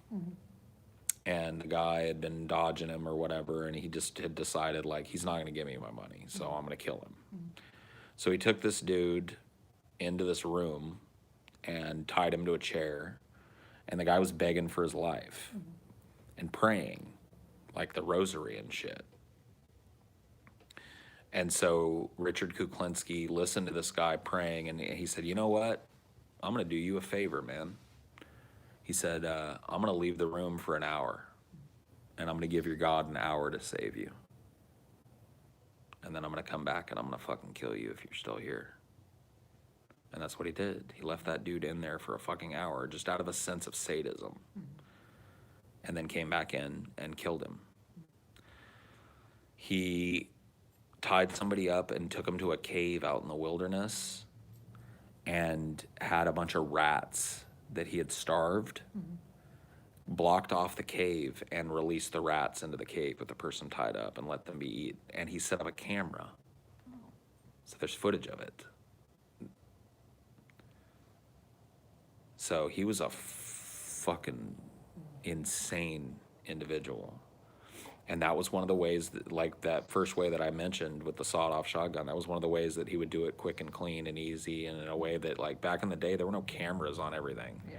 So if you Like pulled every up, stop sign, like, you pulled up on a foggy night like this, at a stop sign next to somebody, and just and rode away on your motorcycle, who saw it? Who heard it? Even if somebody saw somebody on a motorcycle, there's 1,000 motorcycles like yours. You know what I mean? It's just like quick and clean. Yeah, I guess clean in quotation marks for sure.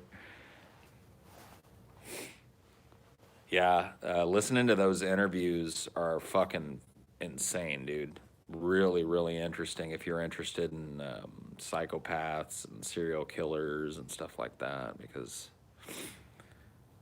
it's a real, like, I don't know,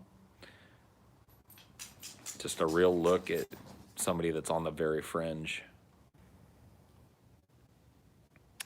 Hello, my little boyo. How are you? no, it's not that time. No, you can't be fetching right now. You had a fetch. We had a lot of fetch earlier. No. No, no fetch right now.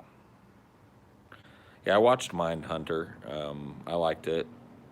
I think there's 2 seasons, right, of it now. Yeah, Are they gonna make a third? I think they are. I'll watch it. I liked the first 2 seasons of Mindhunter. I'll be honest with you, it started to drag a little bit towards the end of the second season, and then Charlie Manson thing happened, and that's what they were building towards. So that was kind of cool. But other than that, the second season dragged a little bit in comparison to the first. But otherwise, I really liked it. The show was pretty good. So I think we finally like pulled the trigger on like realizing that the actor was in Woodenhead. oh yeah. So the main, this is the craziest shit, dude. So the main actor in Mindhunter, well, one of the main guys, the older guy, the old grizzled veteran guy, not the slightly autistic but brilliant other guy, but the old grizzled kind of beat cop, kind of veteran, do it by the book kind of guy. He is the crazy Indian in the old Chief Woodenhead skit in Creepshow. He's like the dude that has the beautiful hair and shit. It's dude. It was so fun. I can't remember how did we realize that. I think I was just bringing up like that's a Mexican and not a Native American. We looked at the fucking Yeah. names and shit. Yeah. Because I always thought that dude was fucking like an actual Indian guy. You thought all of them were actual Indians. I did, dude. There's not an actual Indian in that skit. Not even the chief. Not even the chief, dude, is an Indian. He's a Mexican. Fuck me. But yeah, that fucking dude in Mindhunter, he's lily white. Yeah, dude, he's like black Irish. Just like nothing but fucking Ireland. as far as the eyes can see. And yeah, not a drop of Native American. They just brown faced him up and put a big old, dyed his hair black, put a big old black wig on him. With this hair. I love that. I love that fucking role though. Diodor. Oh, he's just laying down next to you. Never mind. I couldn't see your glow, man. You gotta have the glow, bro. Needs to be even brighter. Mm-hmm. I want to get you a spotlight.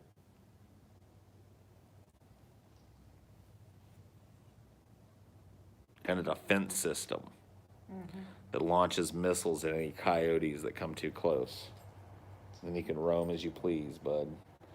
But as it stands right now, you're basically a teddy bear.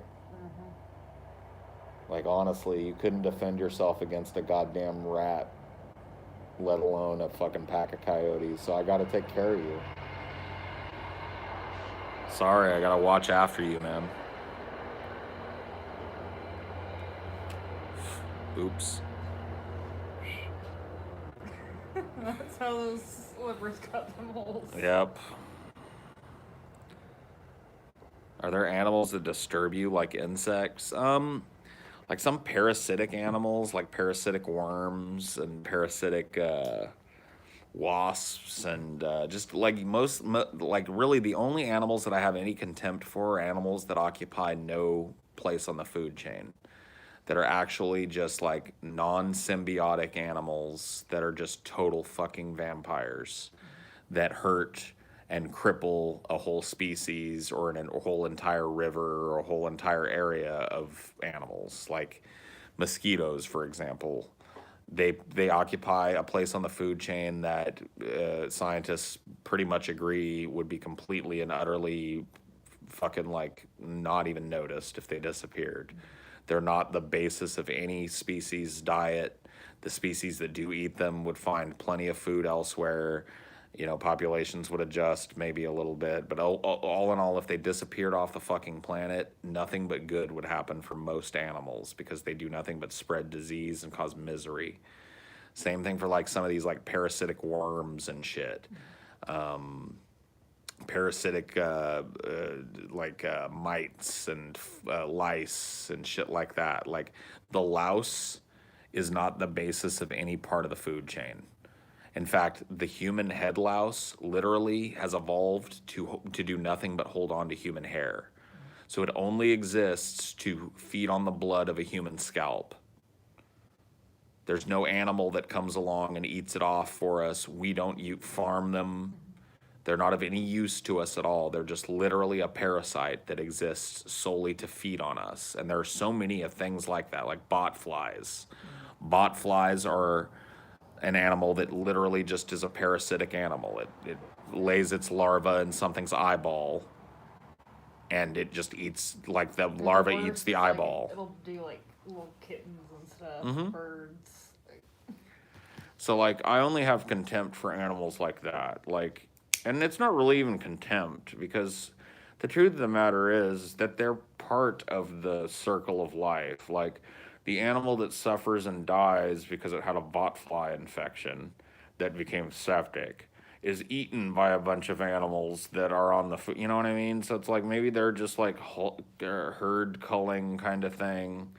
But they're just like, you know, so contemptuous as animals. And I can't really find anything positive to say about any of them. That being said, I love pretty much every other kind of animal on this fucking planet. Bird, insect. I'm creeped out by certain insects. Like I would not like to lift my toilet seat and see a black widow shine in there. Like nobody would. Well, I mean, maybe some people would. It was weird that one day when we saw that bee and we're like, oh, hi, bee. And then that bird just... That was a circle of life moment.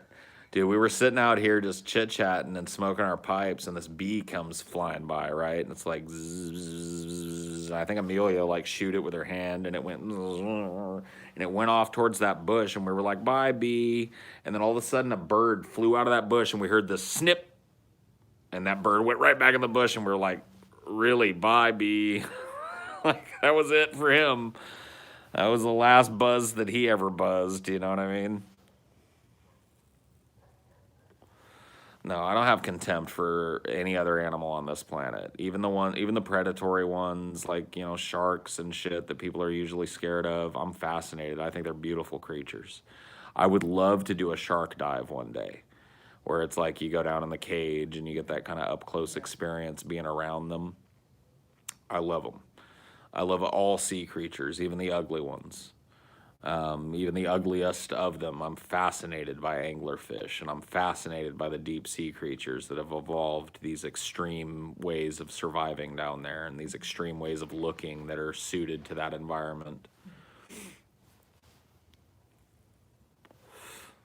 Everything that creeps and crawls on this earth, as long as it's not just some sort of parasitic thing, as long as it occupies some sort of place on the hierarchy like we do, like everything should, like we don't, I guess, like we should, then I don't have any contempt for it. Human beings and other parasites.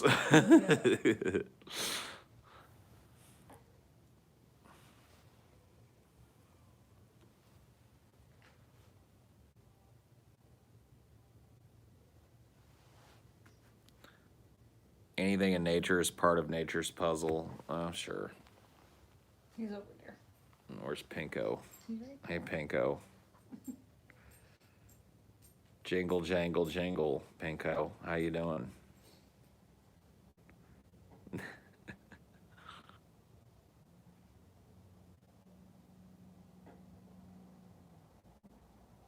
It's only in society that we become parasitic. Sure, absolutely, totally agree, but we live in a society. We live in a society. Society. That was a movie. Oh, dude, Society. That's a pretty dope movie, dude. Back tits. It's the most memorable thing for me about Society. That and the final orgy. I mean, who can forget that shit? If you guys haven't seen the movie Society, I think it's for free on fucking Amazon Prime Video. If you've got Amazon Prime, I would recommend you snag Society and give that a watch and let me know what you think about it.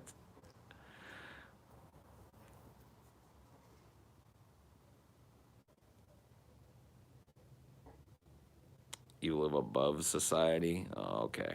All right, buddy. I mean, have fun up there. Have fun up there above society and above all fucking the rest of us.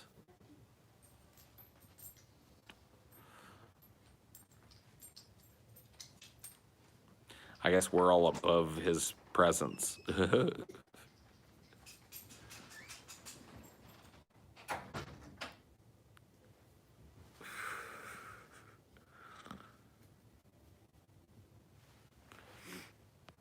It's kind of incredible that so many animals have been able to adapt to live alongside us. The pigeons in New York are adapted to that environment, and considering society's time scale, oh man, I think that's going to be a long double comment there. But yeah, no, I mean, there's tons of animals that have had these like adaptations to human beings and that have found ways to live not only in harmony with us, but flourish because of us. Rats, you know, are a good example of that. It's like city life and rats just went like hand in hand. Like, it's hard to imagine rats before city life, you know what I mean? They were just more nomadic, probably way smaller numbers, way more open to predation and shit. And then all of a sudden, humans came along and built these beautiful, like, perfectly safe, no predator places for rats to hide, full of food, shelter. It's just like rats just went like, you know what I mean? Wish you could see how animals will evolve to exist with the constant presence of microplastics and garbage. I mean, it'll be an ugly fucking time for a while. And hey, look, there was that last extinction event that happened, killed almost 98% of life on the planet. Somewhere between 97 and 98% of life on the planet just disappeared. Poof. You know what I mean? And we might be looking at a situation like that happening, where it's like there's just some building blocks left, and life has got to take another stab. Maybe that's for the best. I don't know. Maybe we human beings, filled to the brim with our hubris about our destiny, our manifest destiny to just rape another planet and then another one and just be galactic overlords of constant resource extraction. Even leftists have that ideal. Like, even leftists know, like smart leftists that advocate for a change to, you know, a more communist or Marxist kind of socialist kind of system. Like, even people on the left realize that, like, humanity can't keep breeding at the rate that we are.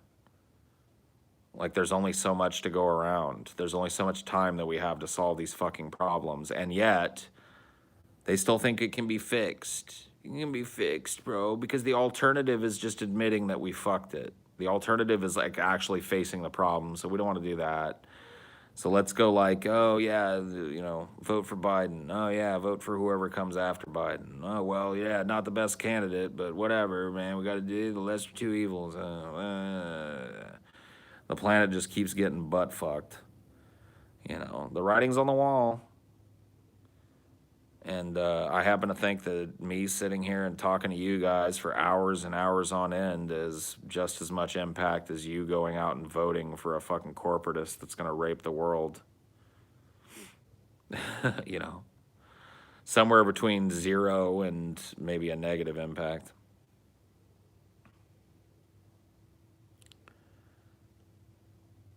Why can't we just fix the earth? Well, let's do it. I don't know. Why can't we? Yeah, good question. We better figure it out pretty fucking goddamn soon, huh? I guess we need a Peter Wayland to come along and invent the atmosphere processor to fix our fucking damage that we've done to this planet and to restore the ecosystems to balance, huh? Well, I sure hope he's fucking born. Was that guy's name who invented the fucking hyperdrive in that Star Wars movie? God damn it, I can't remember what his name was. The dude that invented the fucking hyperdrive in that Star Wars movie. They go back in time. What was his fucking name? Dude, he better be born here pretty soon, huh? Oh, Star Trek, yeah. Same thing. Star Trek. Zephram, yeah. Zephram Cox, right? Yeah, Zephram Cox better be born pretty soon. Zephram Cochrane, that's what it was. Yeah. Dude, yeah. Zephram Cochrane better be born pretty soon and usher in a new fucking age of space exploration and abundance and fucking the end of war and racism and division and class warfare and capitalistic exploitation and the beginning of a new era of humanity that lives in balance wherever it goes and seeks not to intervene and just seeks to spread knowledge and peace and assistance across the galaxy, dude.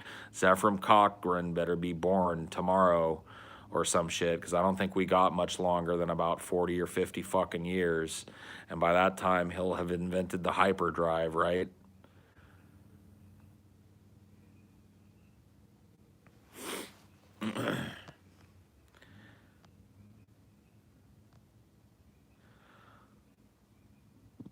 Love you, Paul. Thank you, Michael Frost.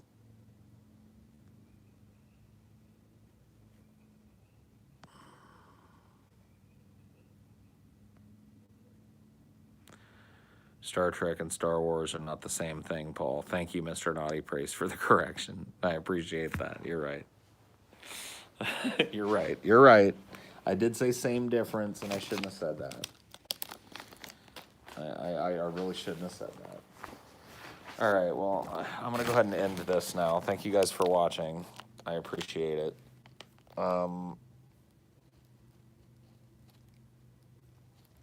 I'm just too cold, man. I'm too frozen. I'm too damn frozen. So have a good night. I'll see you later. Bye.